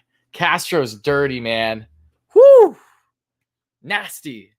I mean, guys, Castro's probably going to be, at this rate, this early in the season, without anything changing in the bullpen, which it inevitably will. Don't worry. The bullpen's going to change. They're either going to trade or sign guys, or guys from the minors or the alternate site will step up. Some of those things will happen, but outside of that, Castro, in my mind, is going to be one of the best relievers for the Mets this season. I said that going into the season, and I still feel that way. He's looked really good. And the pitch. 100 there on the fastball, and it's 1-0.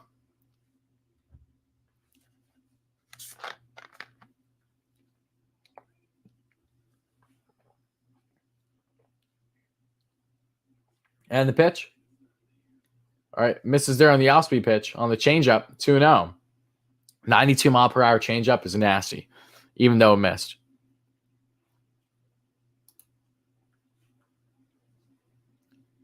Famili's still here because he has an expensive contract, Ken. It's not easy to just get rid of those contracts. People don't seem to realize that. Teams don't want to take it, and you still have to eat a lot of money to bury it. Lindor catches that that pop fly to the left side, and there's quickly 2 away for Castro. Nice catch there by Lindor. Yes, Mets are going to be 5th place at this rate. Newsflash, though, they're not going to be at this rate throughout the entire season. Again, guys, Game 4. I was at literally both their losses this season, taken from the guy who saw it up front and center. There's no reason to be to literally thinking that that the season's over. It's not the case.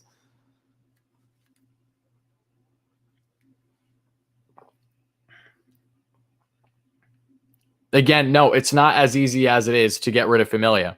They would prefer to get rid of Familia in a trade because there is still value to him. As frustrating as he is to us, he still does have value, but that contract's tough.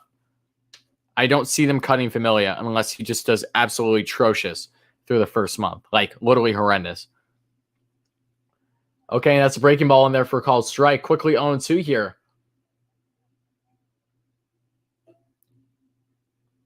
Betances was just put on the IL, so I have a feeling we won't see much more of him in a Mets uniform.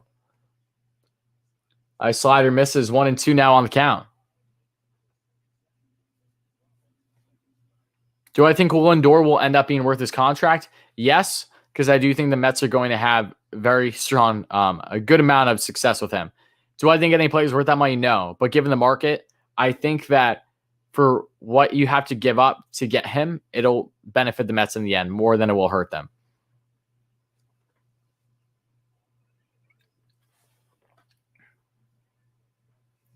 Beautiful. So another shallow out there in the outfield. Conforto snags it. And Castro, nice 1-2-3, guys. Hyping the chat for Castro. This man, all season long thus far through 3 outings. He gave up 1 run the other night, but it didn't matter. He's been looking good. I like Castro. And I apologize for the lag, guys. That's unintentional.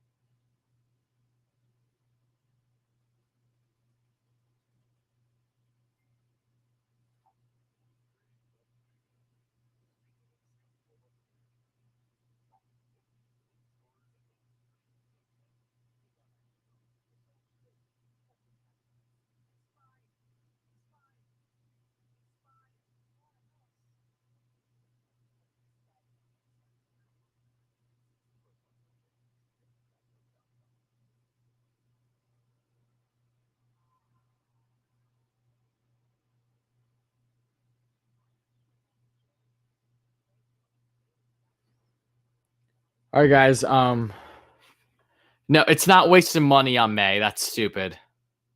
Baby Wardy, you're about to get kicked, my guy. Offense, wake up. I know. Again, it's not that the offense isn't woken. The runners in scoring position offense is not woken. That's the issue. That's the big issue. Could I see Braves finishing in the 3rd? No. No. It's no.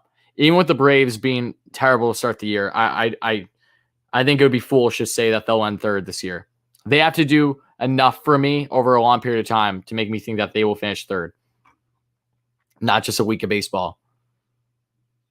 You're right. I got to put on my rally cap. You're right. All right. So I'm not going to turn the hat inside out because it'll actually mess up the hat because it'll give it heavy creases. But I will turn it sideways just like I did the other day. And that led to success for the Mets. Literally did it.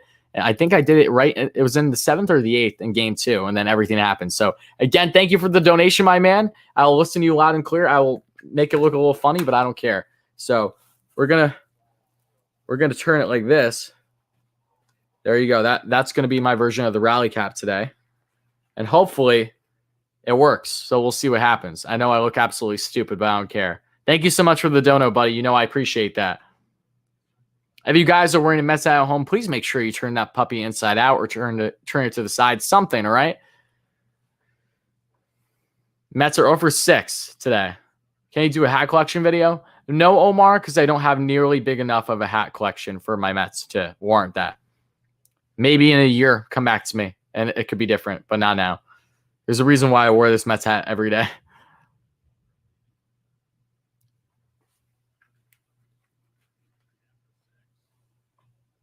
Seventh inning stretch, folks. This is a big one. This is absolutely big one. This may very well make or break the season, so.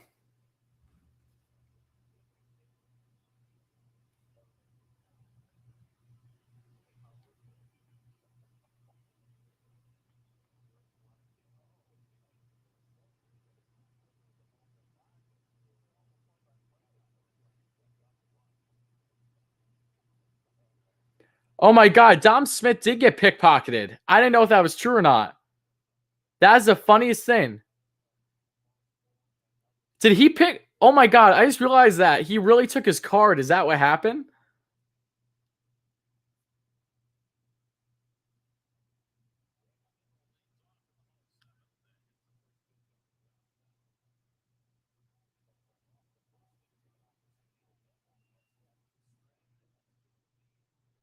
I just realized that. Did you guys see that? I didn't even see that till now. Yeah, Aguilar literally did pickpocket Dom without him noticing. I think he took his play card like out of his back pocket. That is so funny.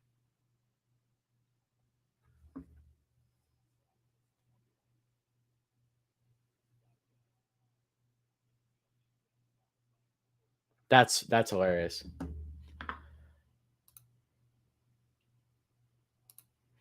All right, P, why don't you worry about making sure you can handle the Orioles before spamming Let's Go Yankees. Nimmo with the single, baby. Let's go. Nims has been on fire. So far, so good with the hat. Let's go, baby. Guys, again, if you have rally caps on, please make sure you throw them on. Turn them inside out, upside down, whatever you got to do. Absolutely fantastic. Nimmo's been on fire. I'd love to see it, guys. Let's go, baby. And again, I'm pretty delayed, so if you guys find out stuff before me, I apologize.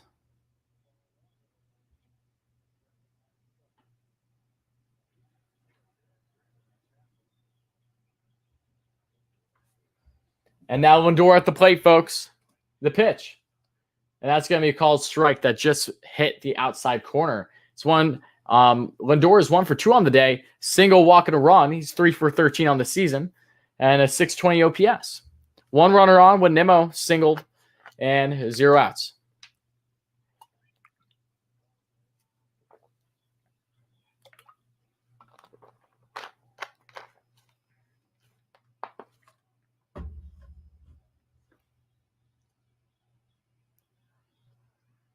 And he's going to check Nimmo out first. Nimmo ain't going anywhere, though. And Aguilar really did like a double tap on him, which is funny. 0-2 to Lindor? Okay.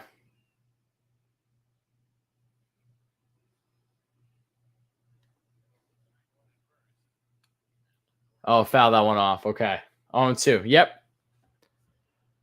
0-2. Nimmo is on pace to definitely be a top 5 center fielder this year and actually like be good defensively. He's definitely on that pace. He's been labeled as a top 10, top 5 for a bit now, but the defense hasn't been there. This year, so far, so good.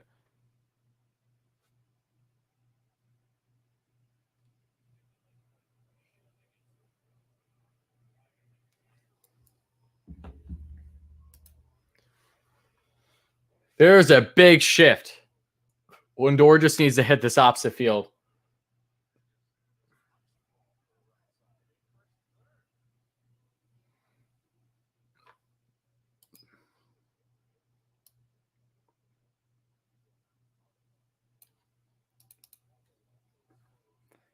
Oh, line out. Oh, damn. He literally he just too much oomph on it. He literally needed just a grounder. That sucks. All right, so 1 away here, guys, and Nimmo's still on first, 1 out, and now Michael Conforto is at the plate. It upsets me that I say Michael Conforto with my head down, but I'm still gonna stay confident in this guy. Come on, baby, we need him more than ever. He was not there for me yesterday. He literally screwed me sideways when I was at the game yesterday. So hopefully he doesn't do me dirty again here. We'll find out, though. Come on, baby. This is literally the ball Conforto hit into the third deck in batting practice in Philly for a game back in the 2019 season. So, and the marks, you probably can't see it. The grooves are on it, though. And hopefully this is good luck by holding the ball. It hasn't been yet, though. No way. He did me dirty. Son of a bitch. Oh, my God. God damn. That sucks. Who knew it would be so hard just to get one run, right? Right? Oh, my God. Oh, my God.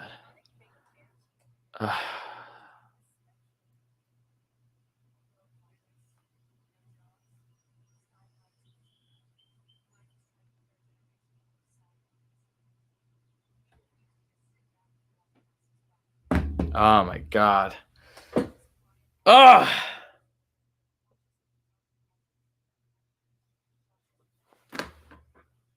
Jolly.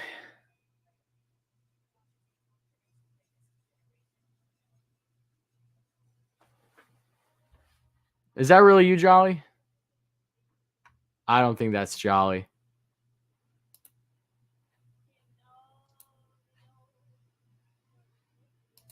I'm gonna block him. That ain't Jolly. I know Jolly. That is not Jolly. Oh, my God.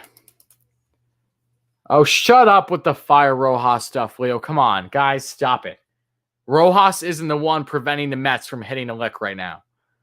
Stop it. Stop blaming others when you should literally be blaming the obvious. What's happening? So stupid.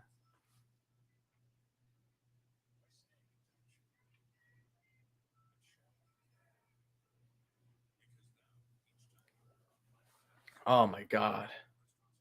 What the? Come on. I'm disgusted. I'm disgusted.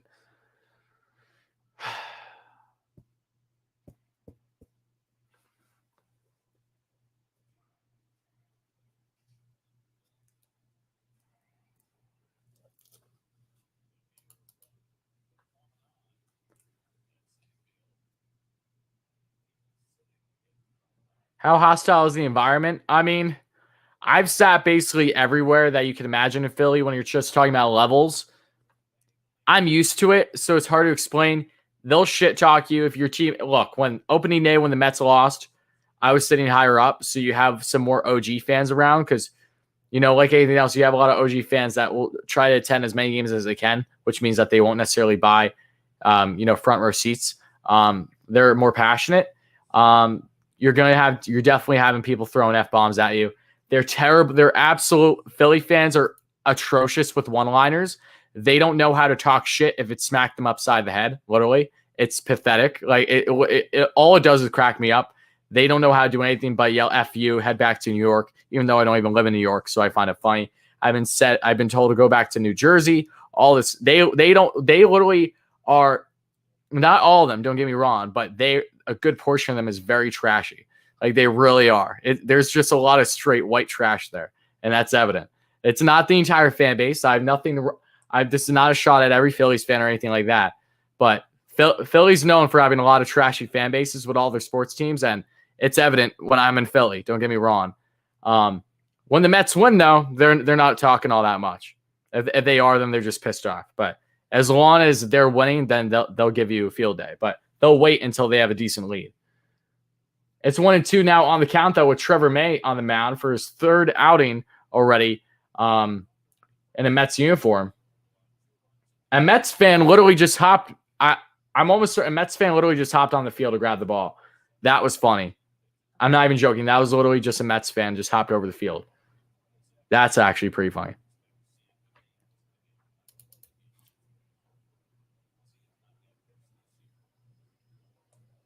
All right, and breaking ball misses there. It's 2-2 now on the count for May.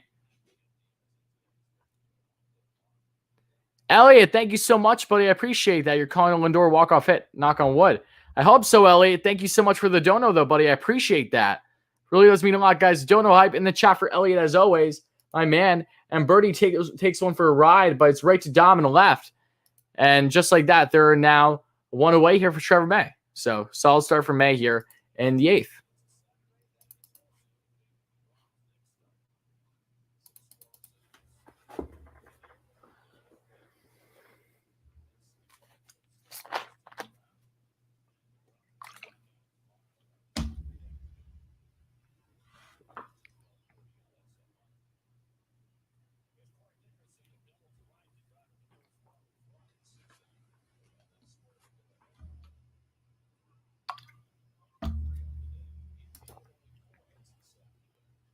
And the pitch.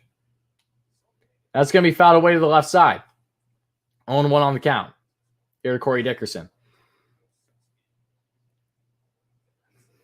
The last thing the Mets are going to do is trade for Blackman and let Conforto walk. I will wait to watch that because that will never happen. The Mets have left 70 men on base. That's what it feels like. Granted, that's not accurate. They've left over 40, though. Or right around 40, I believe. Oh, nice stop there from McNeil. And just safe. So Lindor tried to get the diving play there. McNeil was right behind him, but just a little too deep. And just like that, there is one runner on with one out. Lindor, a good effort, though. Don't get me wrong.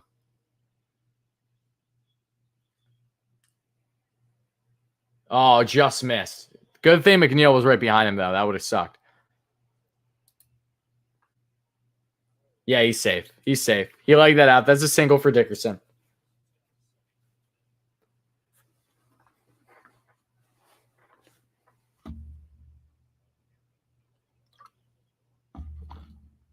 You're right. That probably would have been an easier play if there was no shift. But baseball, right?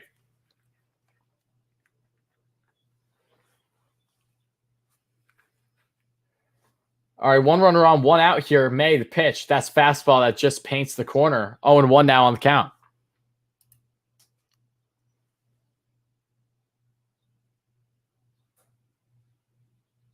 Yeah, no, you're 100% right, DJ. There are people, including myself, that, you think they're going to come out guns a-blazing. Don't get me wrong. I really do think DC threw them off to an extent. And, if they played in DC and won that series, they would have so much more momentum. They haven't had any momentum outside of just off-season hype going into this thing. And that's foul ball, so it's 0-2 now for Miguel Rojas. A shift is what happens when infielders are told, given the hitter that's at the plate, to position themselves in a certain way. So if you have a guy that is very pull happy, say he's a righty hitter and he pulls a lot to the right side, then they're going to do a shift where they're going to have the infielders more focused on the right side. And then you're going to leave it open in the left side because the odds of him hitting it to the left side are far more unlikely. That is the shift in a nutshell. And a slow chopper there by Rojas. Runner advances to second, but there will be the out on first. So Corey Dickerson, a runner in scoring position, but 2 outs now.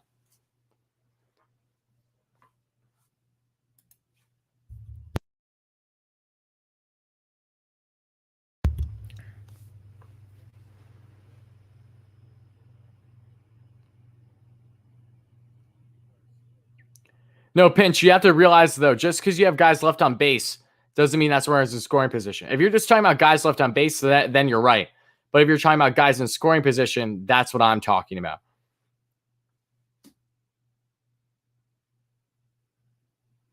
And the pitch.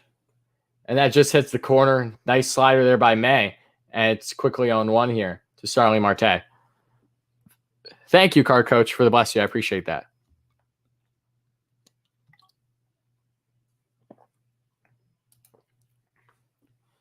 I highly doubt the Marlins are going to trade Marte within the division, if at all, for that matter. The pitch. And that's in. 1-1 on the count. Lindor is talking to the entire infield, setting them all up.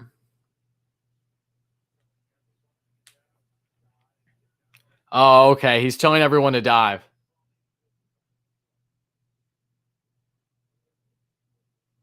I love Lindor, man. Seriously. He's a coach out there. It's insane.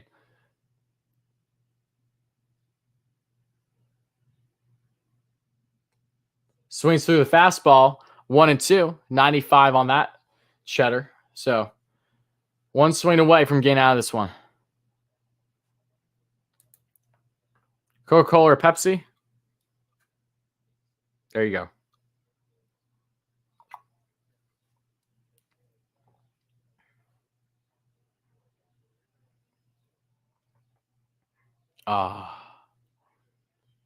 Wild pitch, really? That sucks. Damn it.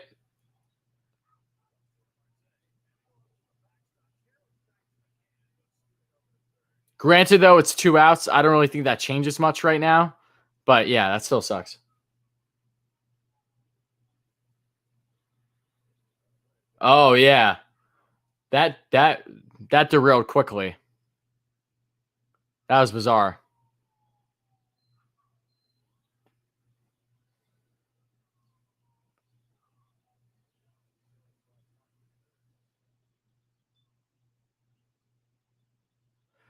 Oh my. Okay. May sets and the pitch. And it's a slider bounce foul. 2-2 on the count still. 3 irons, 3 wild pitches. Yeah. Again, I think May's going to be fine throughout the season.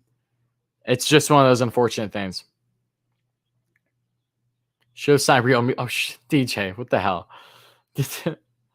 I don't have a problem with McCann at all. He wasn't the issue there. Oh no.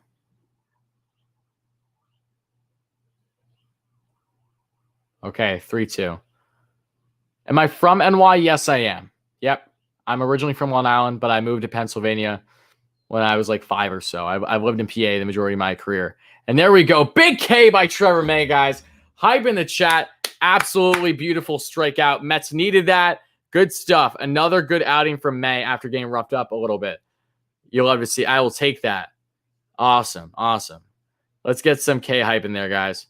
I'll take that. And guys, if you haven't already, please make sure to smash the like and subscribe on. It really does mean a lot. I know that there aren't too many positives to take out of this stream right now, but no less, if you're enjoying it, please make sure to smash those buttons. It does mean a lot. And also help us get a 7K subs for our next short-term goal.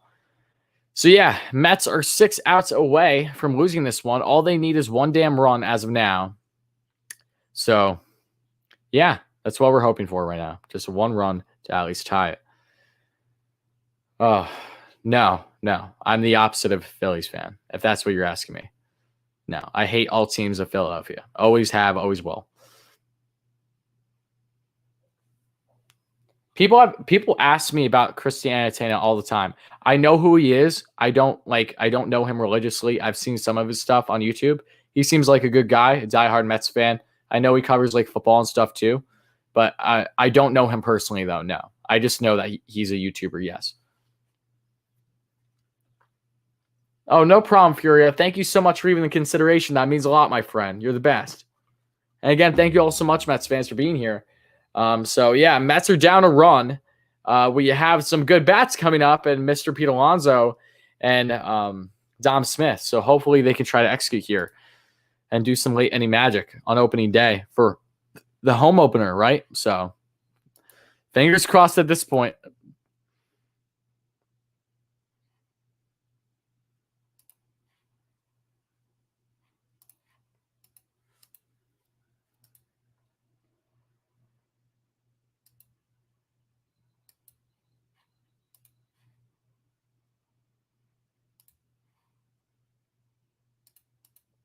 Oh, thank you, Card Coach. That means a lot. Yeah, again, to all my members, thanks so much for being here, guys. Thank you all again for being members. It means a lot. Expect great content with the memberships coming soon. I know it's been a little delayed. I'm just trying to figure out how I want to properly go about it. And it's been a little hard to cover with everything leading up into the season. But rest assured, more things will be coming, whether it's some individual videos on keep giving you guys inside looks on things, what's ahead, and also for my my top tier members, live streams at least twice a month.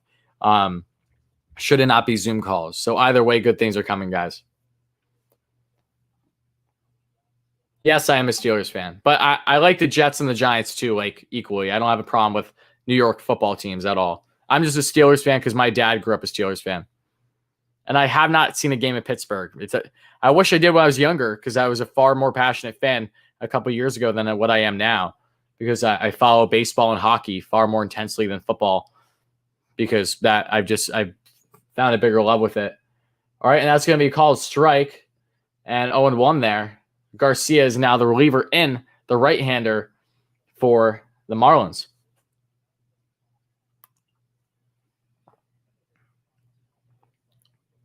Pablo has 3 home runs and 4 pinch hits. That's ridiculous. Thank you, James. I appreciate that, buddy. And the pitch. And Alonso swings right through a high fastball, and it's 0-2.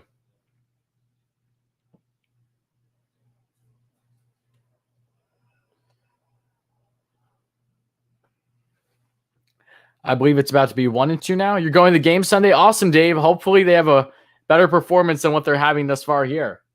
So wishing you the best with that one. Stroman will be on the mound Sunday, so that should be a good game, hopefully. And I'll be there from Monday to Thursday then. Walker did really good. Gave up a couple runs, but that I really can't hold it against him. He was pitching a gem up until that point. And that's going to be a strikeout by Pete. High fastball. That is something that Pete almost never chased during spring and really hasn't done much in the season. I just hope that he doesn't get in a little bit of a down rhythm. He knows that he can't drop that back shoulder on a high fastball like that. Completely under that one.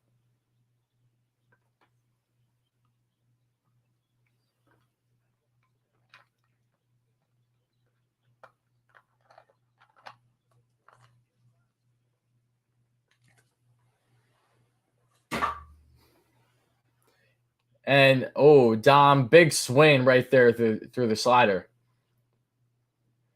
0-1 on the count. That was a big hack, though, by Dom.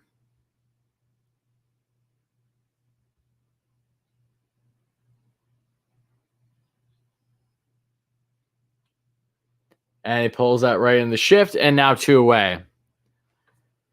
Oh, my days, man.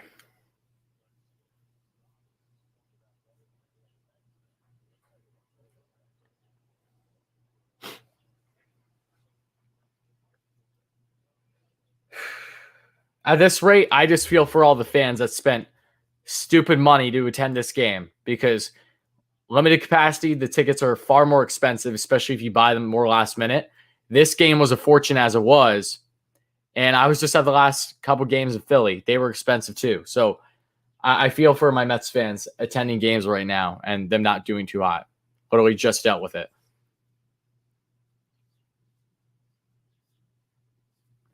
Now, granted, though, Bass, to say that they're overrated through 4 games, that's foolish, too. Let them actually play the season before dictating how overrated they are. But, yeah, VR is out, and, yep, so grounder to the left side. Damn, dude. Damn. Oh, my God. Mets are really going to lose this thing. And I apologize for the lag, everyone. Oh, come on. Come on. Damn.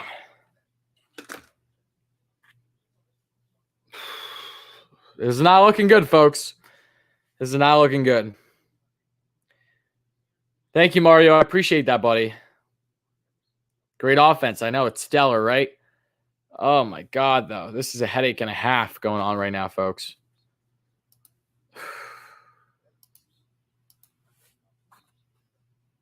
Damn. I just really feel for everyone in attendance right now. Again, those tickets were stupid expensive. I looked at the prices for a while leading up to the game. They're not cheap. Now, I can't even tell you guys how much I spent the past couple of days for the 2 games I went to. So that's all that's all I honestly care about the most. I just feel bad for them. Ugh. Trade for Hoskins, hell no. I'd love it if he got traded out of the division.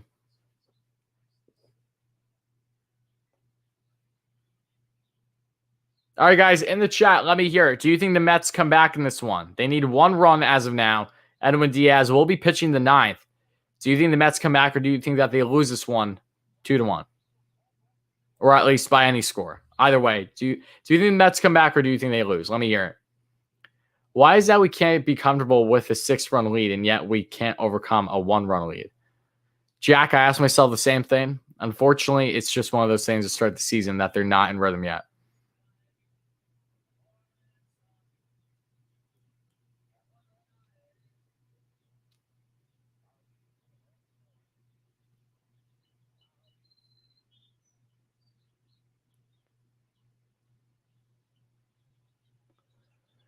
All right, guys. Diaz is now on the bump. And yeah, we'll see how he does. I mean, he's not in a save opportunity, so I'm not sure if that's a good or a bad thing. We're going to find out here shortly, though.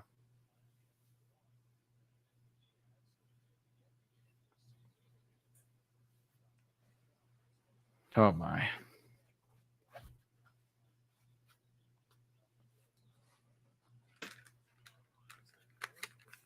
Only takes one hit. Absolutely, PR team. And again, thank you so much for the donation, my man. You've been amazing this entire time. So happy to have you part of the channel. Donations and all. You've been fantastic. So thank you kindly, my friend. Only takes one hit indeed.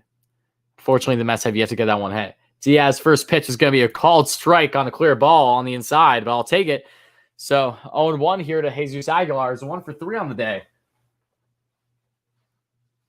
Again, though, one more for the back. The ump is still trash. And the pitch by Diaz. What? He literally just called out a ball, but he didn't. It's 2-1 now? Okay. Again, you'll probably find out before me, Dave. That's okay. Oh my God, though.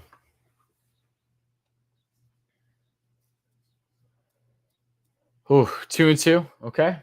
I'm about to see the fourth pitch, so bear with me, Dave. Not caught up. So just refrain, actually, Dave, from just doing the count through this as we're laying the game, unless something like actually significant happens. Okay, 2-2. Yep. Swung right through the slider. Yeah, Lucchesi was great yesterday. I thoroughly enjoyed watching him. And his rather wacky windup. Umps have been dog water this year. You're right.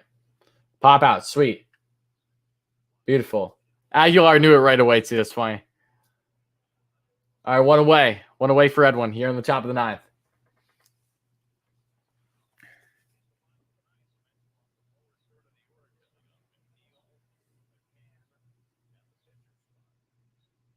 So in the bottom of the ninth, the Mets have McNeil, McCann, and pinch hitter. So I don't know what to expect. I don't expect much at this point, though. That's for sure. Damn, man. Damn. Ugh. And the pitch. All right, that's check swing foul by Anderson. It's 0-1.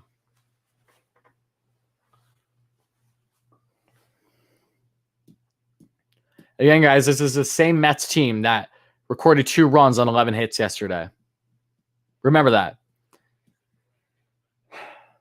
And that's not including all the total times they've been on base and haven't scored between errors, hit by pitch, walk, you name it.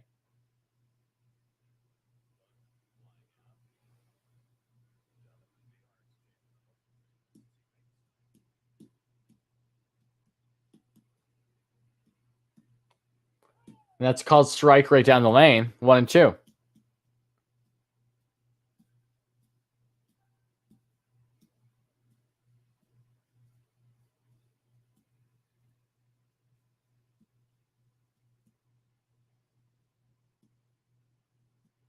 And the pitch. Fastball up high to the left side, 100 miles per hour. 2-2 on the count, though.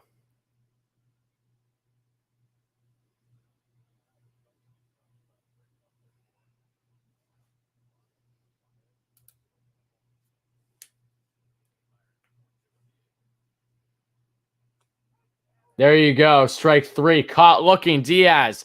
Nice K there for the man. I'll take that. All right, guys. That's a good K there by Diaz. Gets him caught looking.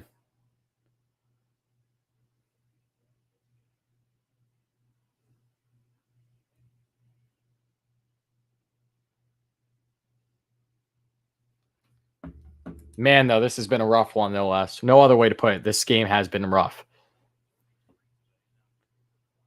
And the pitch. And that just misses the outside corner on the slider. 1-0 on the count.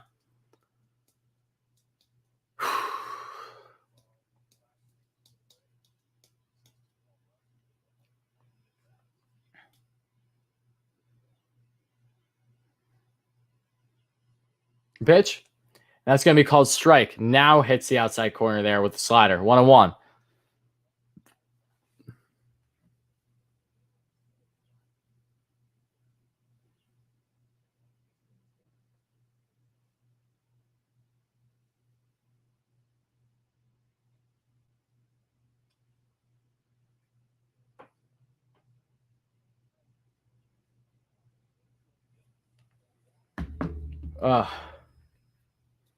That's all I can say is, what's up, Dildas? How's it going?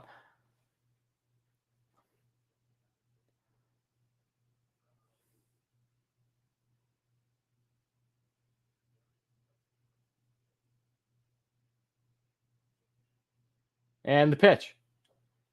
All right, and that's fouled off to the right side for Duvall. It's still 1-2 on the count.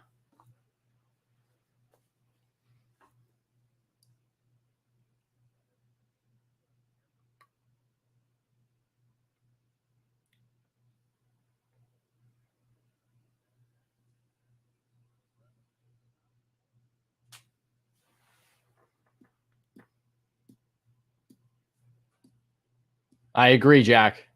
Oh, thank you, DV. I appreciate that. Or Divey, however you pronounce your name. I apologize if I didn't pronounce it correctly. I appreciate the kind words, though, my friend. Thank you. Still 2-2 on the count here for Duvall. Full count now? Okay, full count now for Duvall and Diaz. Mets down 2-1, 2 outs here. 3-2, top of the ninth. Missed there with a fastball at 100 miles per hour again. Davey? Oh, okay, there you go. See, I didn't even pronounce it right the first 2 times. My apologies, Davey. And that's a walk. Oh, my God. Okay. Adam Duvall's walked. So 1 runner on here. 2 outs still in the top of the ninth.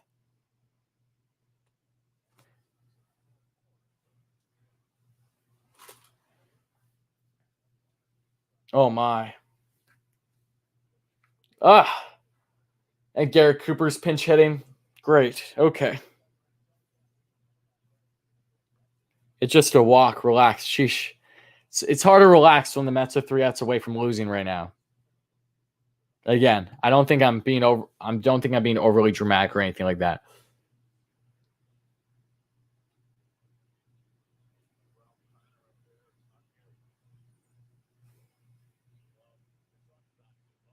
And the pitch.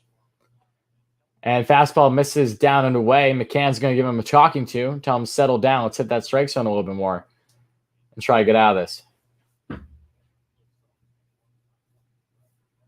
Oh, I'm sure you're going ballistic card, Coach.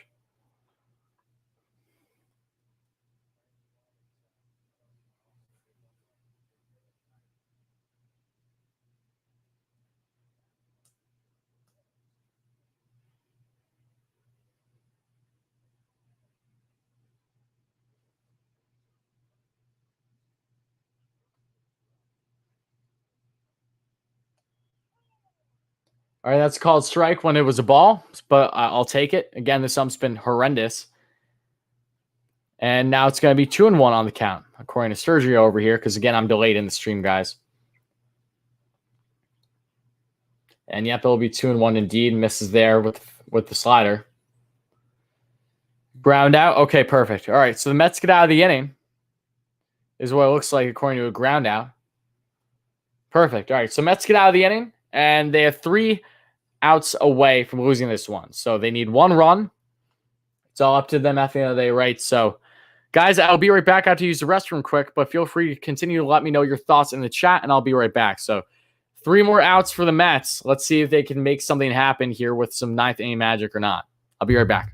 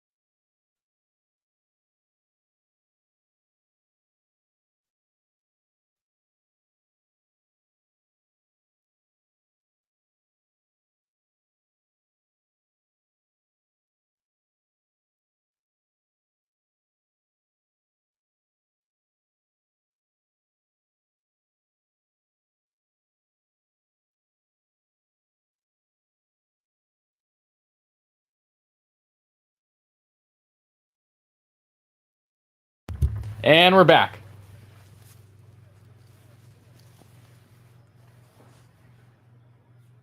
Whoop.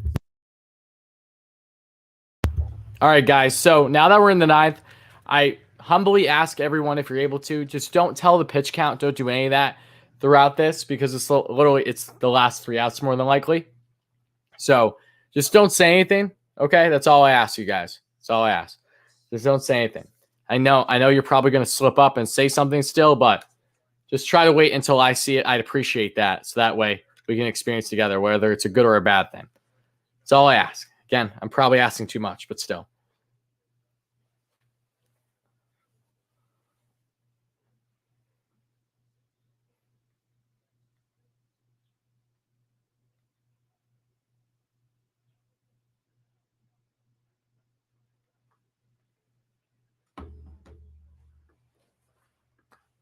All right. McNeil's out of the plate here. Has yet to record a hit. And first pitch is going to be a ball. Misses there on the breaking ball. So it's 1-0 on the count here for McNeil. 0 for 2 on the day, 0 for 10 on the season thus far.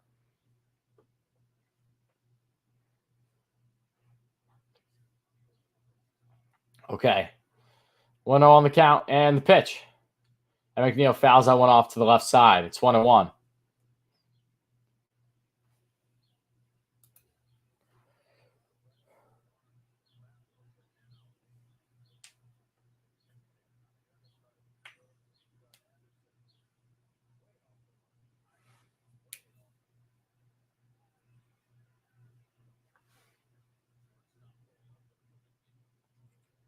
One on the count and the pitch. And that misses. Okay. 2-1 now.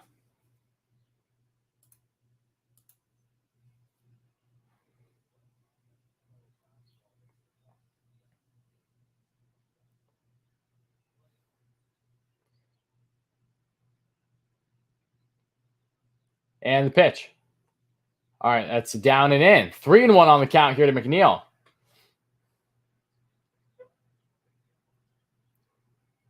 Therese Familiar is warming up.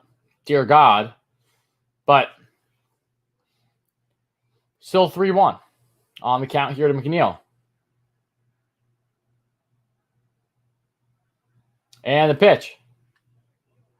Oh, let's go! Let's go! Birthday boy! Yes, baby! Let's go! This is why I didn't want you guys to say anything. Let's go! Woo! Tie game, baby! Let's go! Finally! You SOB! Finally! Let's go! Yes! Let's go! We needed that so bad! Oh my God! Let's go, baby! Hype in the chat!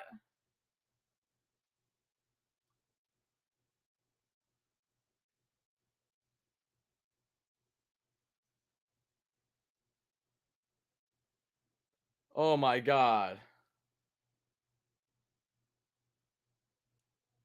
Wow. Wow. Oh. Wow. All right, first pitch is going to be a called strike. Slider on McKen. Oh, yeah. Oh, my God. Beautiful. Just around belt high, maybe a little under.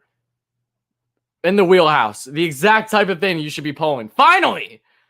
Oh, birthday boy. Thank you, McNeil. Thank you. Oh, thank you so much. Oh, my God. That's a great point. McNeil didn't hit his first home run last year until 34 games in, according to Mr. Cohen that I'm listening to.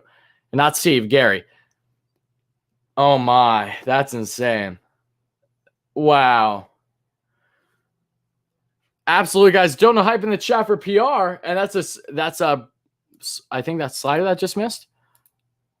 Get some hype in the chat for PR. He's been fantastic this entire game. Thank you so much, my man. You're 100% right. Shout out to you, my man. You're right. Oh, that's the boost. See, this is what you got to love about baseball, because it's all emotions, it's all momentum, and it can change in a blink of an eye. McCann takes a fastball all the way upstairs at his head and is now 2-2 on the count. I'm still can't get over that home run. He actually did it. He actually did it. That SOB actually did it.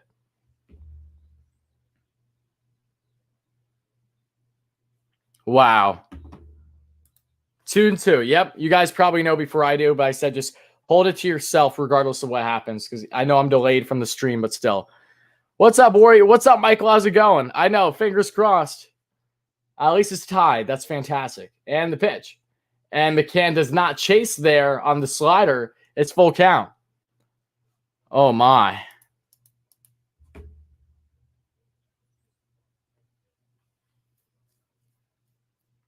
Fantastic. Absolutely fantastic, though. What a pimp job by McNeil, too. And the fans are loud. Pitch. McCann, and that's going to be a grounder. So one away. Not a big deal, though. All right, so first out is here by McCann. Oh, my. He bat flipped that thing with beauty, too. Just fantastic.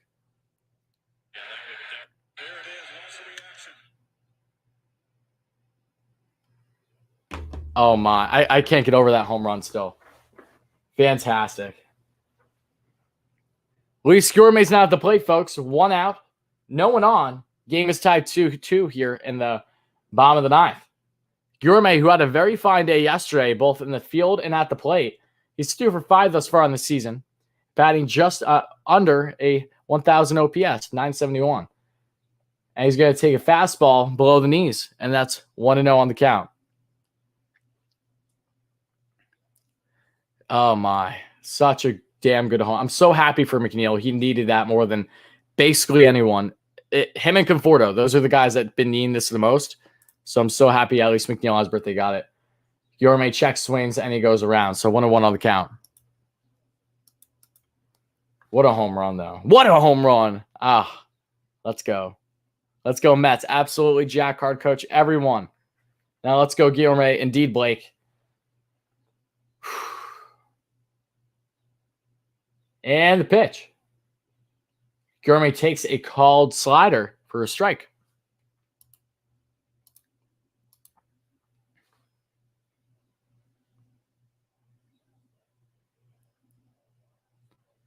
I hear let's go Mets chance, baby. Good. Love to see it. And the pitch. And Gourmet's going to ground that one. And Gourmet's going to get there. Let's go. Gourmet legs it out at first. A deep enough hit that just got out of the infield. And just avoid the shift enough. Gourmet's on. Mets have the potential winning run on first with only 1 out. And now Mr. Brandon Nimmo is at the plate. Oh, this is getting intense. This is getting very intense, folks. Very intense.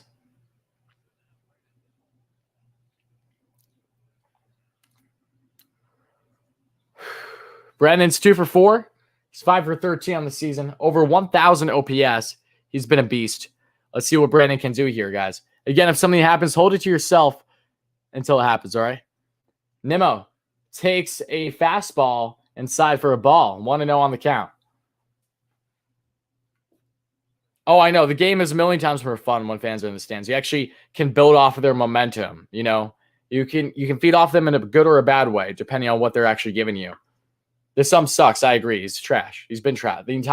Every single Mets game to this point has been absolutely garbage with the umps. Yep, they're going to call that. Yep. 1-1 on the count here.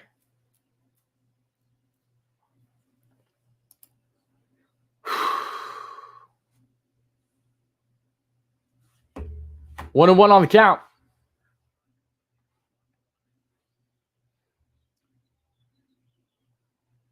Pitch number 18 coming away from Bass.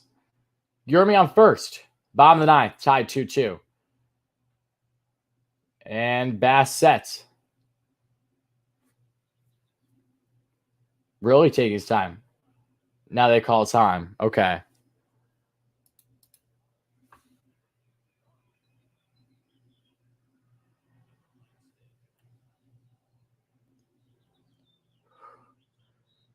My God. It's so awesome to see the 7 line back out there, too. It's been needed. It really has been. And he throws the first to check him. That's fine. Bass doesn't know what the hell to throw right now. Makes sense. I'd be nervous right now, too. And Shane, exactly.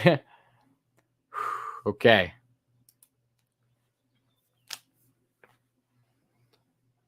All right, guys. Lindor is on deck. Nemo's at the plate. 1-1 on the count. And the pitch. And Nemo fouls that one off. 1-2 on the count.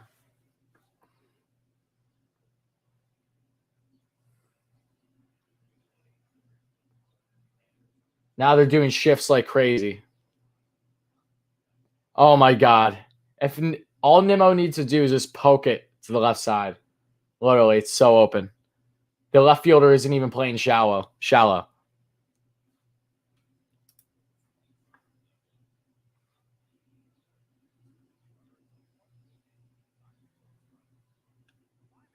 Let's go!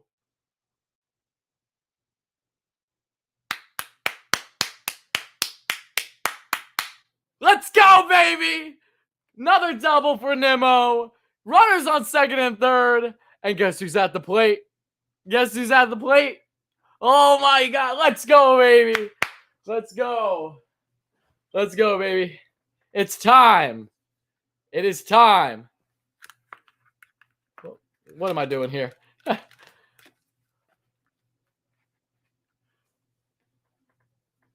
Okay, let's go, baby. Let's go, baby. Runners on second and third. 1 out. All the Mets need is a sack. Oh, they're walking him. Oh, okay. All Conforto needs to do is hit one deep. All he needs to do is hit one deep or get walked. Seriously, I don't care how. I literally do not care how they do this. Michael, for the love of God, just please, something. Literally the biggest Michael Conforto stan you guys will ever meet. So it drives me nuts when I see him struggling.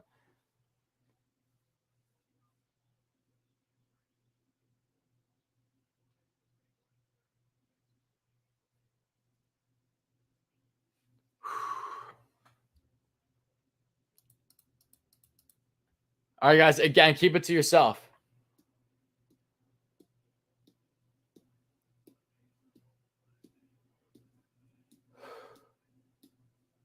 Come on, baby.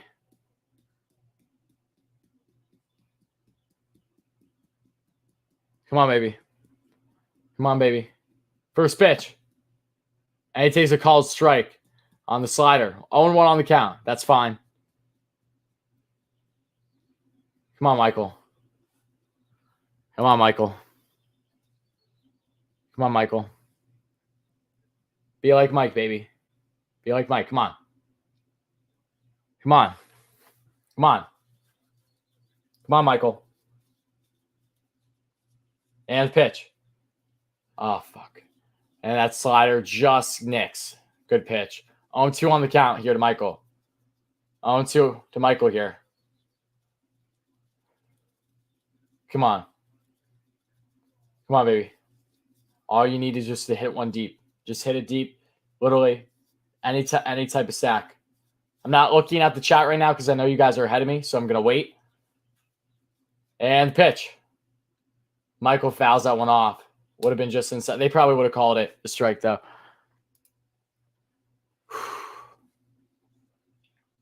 Oh, and 2 still on the count to Michael.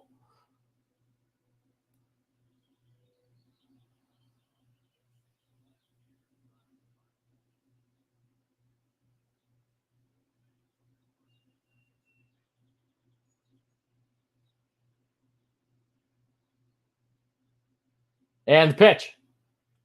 Oh, he fouled that one off. Thank God. Oh, my.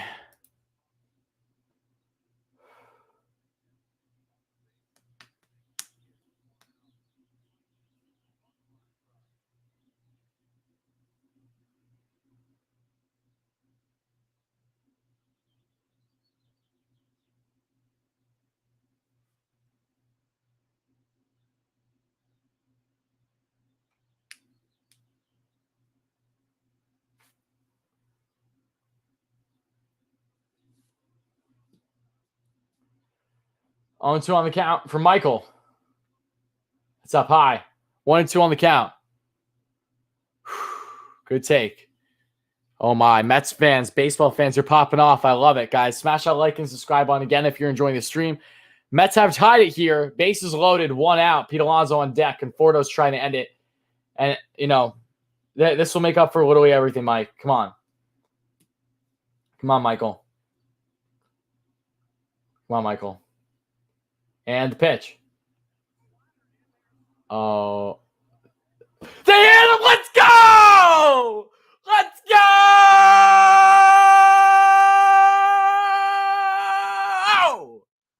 Let's go! I'll take it, Michael. That's the best way to do a walk-off with how he's been slumping lately.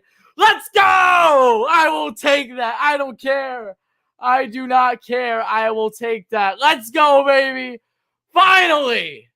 And that's how the Mets win it. Literally in the worst fashion possible. And nicked him on the arm. We saw it. Oh, my God. Let's go. Let's go. That's it. That's it. Oh, they're trying to say you have to get out of the way. Oh.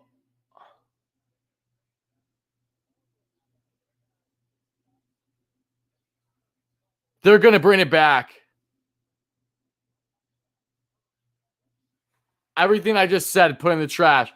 Michael originally got hit by the pitch to walk in the run. But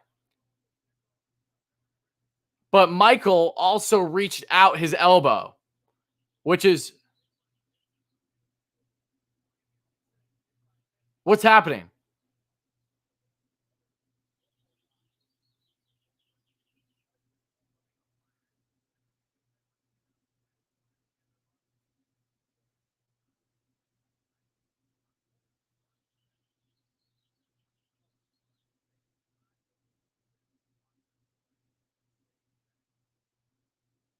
Play stands?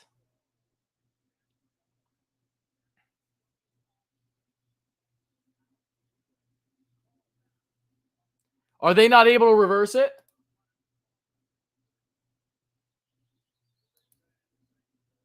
It stands. All right, it stands. I don't care. Game over.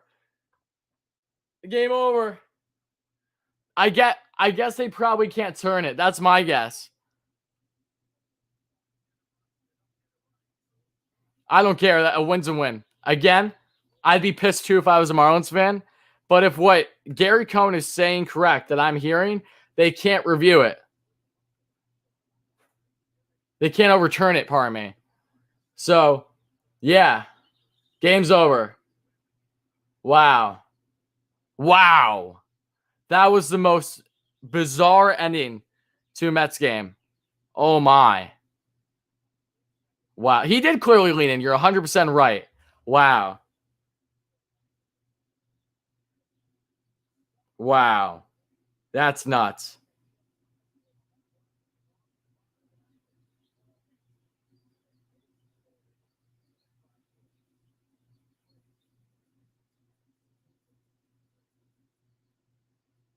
Hold on one second, guys.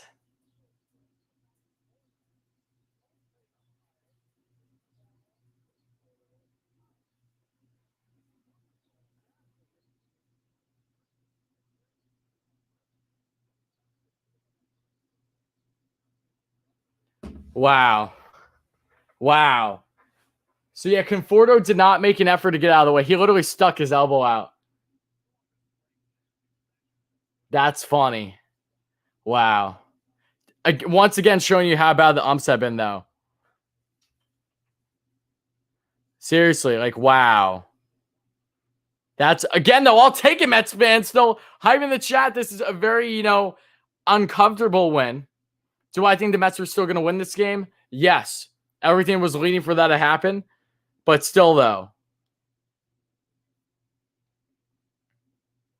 Wow, that's bizarre. That's such a weird... I'll take the comeback.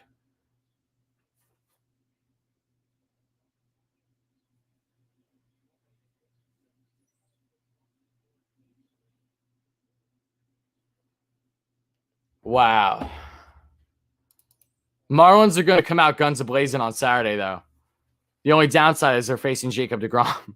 So, wow, the umps are trash, though. No, there's no ifs, ands, or buts about it. The umps are trash. Either way, the Mets win this one, guys.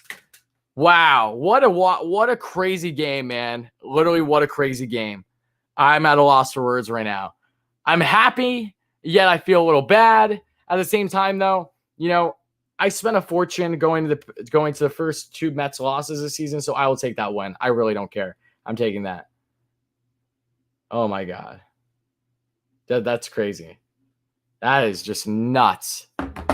I'm still at a loss for words, guys. Wow. How's that that wasn't the first time I feel like I saw this past week someone reach in, not for the Mets, but for a different team. I'm just trying to remember too. That I don't know. I'm happy. I will take that win any and every day of the week, but I don't feel confident about it. Zero confidence behind this. That is for sure. Dramatic game, insane game, but zero confidence. That is this game in a nutshell. Just wow. I can't believe that happened. What?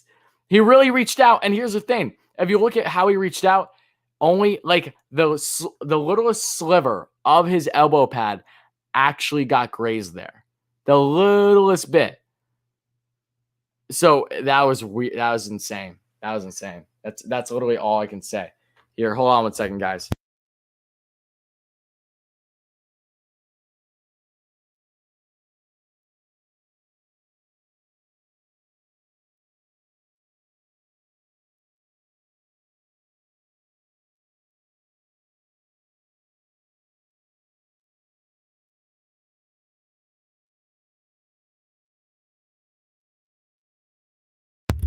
Wow, though. I can't. Oh, my God. So Michael got hit by a pitch twice today and walked. He didn't get 1 hit, but he got on base 3 times. That because Mets baseball. Just in case you need any further belief of how this game went down, that was that exact final way of any is the perfect way to describe this game for the Mets. And literally, basically the entire season to date. They're 2-2, which don't get me wrong, is a hell of a lot better than being 1-3. But I'm just still at a loss for words. That's so bizarre. I'm so happy for McNeil, though, guys. Hype in the chat. Again, Mets win this one 3-2, but just in the most bizarre fashion you could imagine. You probably can't even imagine this one. Jeff McNeil gets things started in the 9th with a clutch, and yes, Matthew, true, clutch home run indeed on his birthday. First hit of the season is an absolute bomb that I believe went to the second deck in Citi Field. Fantastic, absolutely fantastic. I'm still jaw dropped by it. I just can't believe they won in that way. I'm not the only one. Seriously, that's all I can say. I'm at a slight loss for words still.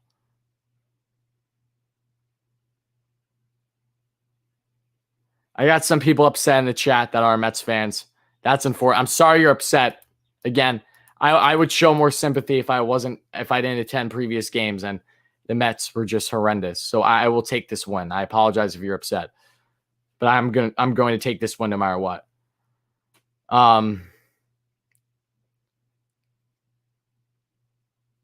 My God, though. Oh my God. Wow. I'm not upset, Dominic. I'm not upset at all. This was just such a dramatic win. It was bizarre. That was so bizarre. I'm not upset. Trust me, I'm satisfied. A win's a win. Don't get me wrong. It was just, that was the first time in my lifetime as a Mets fan I saw the game end the way it did. I never saw that before. Not necessarily hit by pitch, but that entire sequence. That's foreign to me. So it's just very interesting. That's a lot to unravel.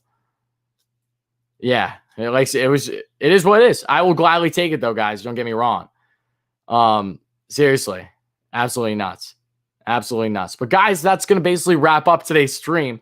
So I'll stay in for another minute or two, then I'm going to head out of here. So again, I hope you guys enjoyed today's stream. Mets win this one 3-2 in probably the most dramatic and controversial way possible. But as I said plenty already, I will gladly take it. A win is a win, and the Mets are now 500 heading into Game 2 against the Marlins on Saturday with Jacob deGrom on the mound. So that should be a great game as well. And the Mets will then have Stroman on Sunday. And then I will be seeing Peterson again on Monday because I will be in attendance. And then it'll be Peterson, Walker on Tuesday, probably Lucchese on Wednesday. And I think, or am I forgetting someone? I don't know. Either way, they'll get it figured out. But again, I hope you guys enjoyed. If you did, please make sure to smash that like and subscribe on, as always. I know, Frank. Yeah, again, that was the most bizarre ending. Don't get me wrong. Again, bizarre. I'm not saying it wasn't. It was absolutely. But as a Mets fan, I'm going to take it. So again, I appreciate you guys. Thank you all so much for chiming in. This was an awesome stream. I hope you all have a great rest of your day, guys. Mets fans, let's go Mets, baby. I will take that win, of course. And all my baseball fans just chiming in. Thank you all so much for being a part of it. I hope you all have a great rest of your day. Diaz clean inning or McNeil home run. Definitely McNeil home run. I wasn't all surprised by Diaz getting clean inning. People tend to forget that Diaz has really good stuff. And again, PR team, thank you so much again for the donation. Let's get some last minute dono hype in here, guys. You're the best. Absolutely appreciate all my Mets and baseball fans that have been in here, that have been chiming in. It really does mean a lot, guys. Thanks for the stream since I couldn't watch it. Yeah, no problem, buddy. Thank you so much for all the donations. You've been beyond generous. And thank you all so much for being here. Love you guys so much. Mets win this one 3-2, baby. And I will talk to you guys again soon. So I might come out with a recap video if I get the chance to. But either way, that's going to conclude this one. Have a good one, guys. Let's go Mets, baby. I'll talk to you soon.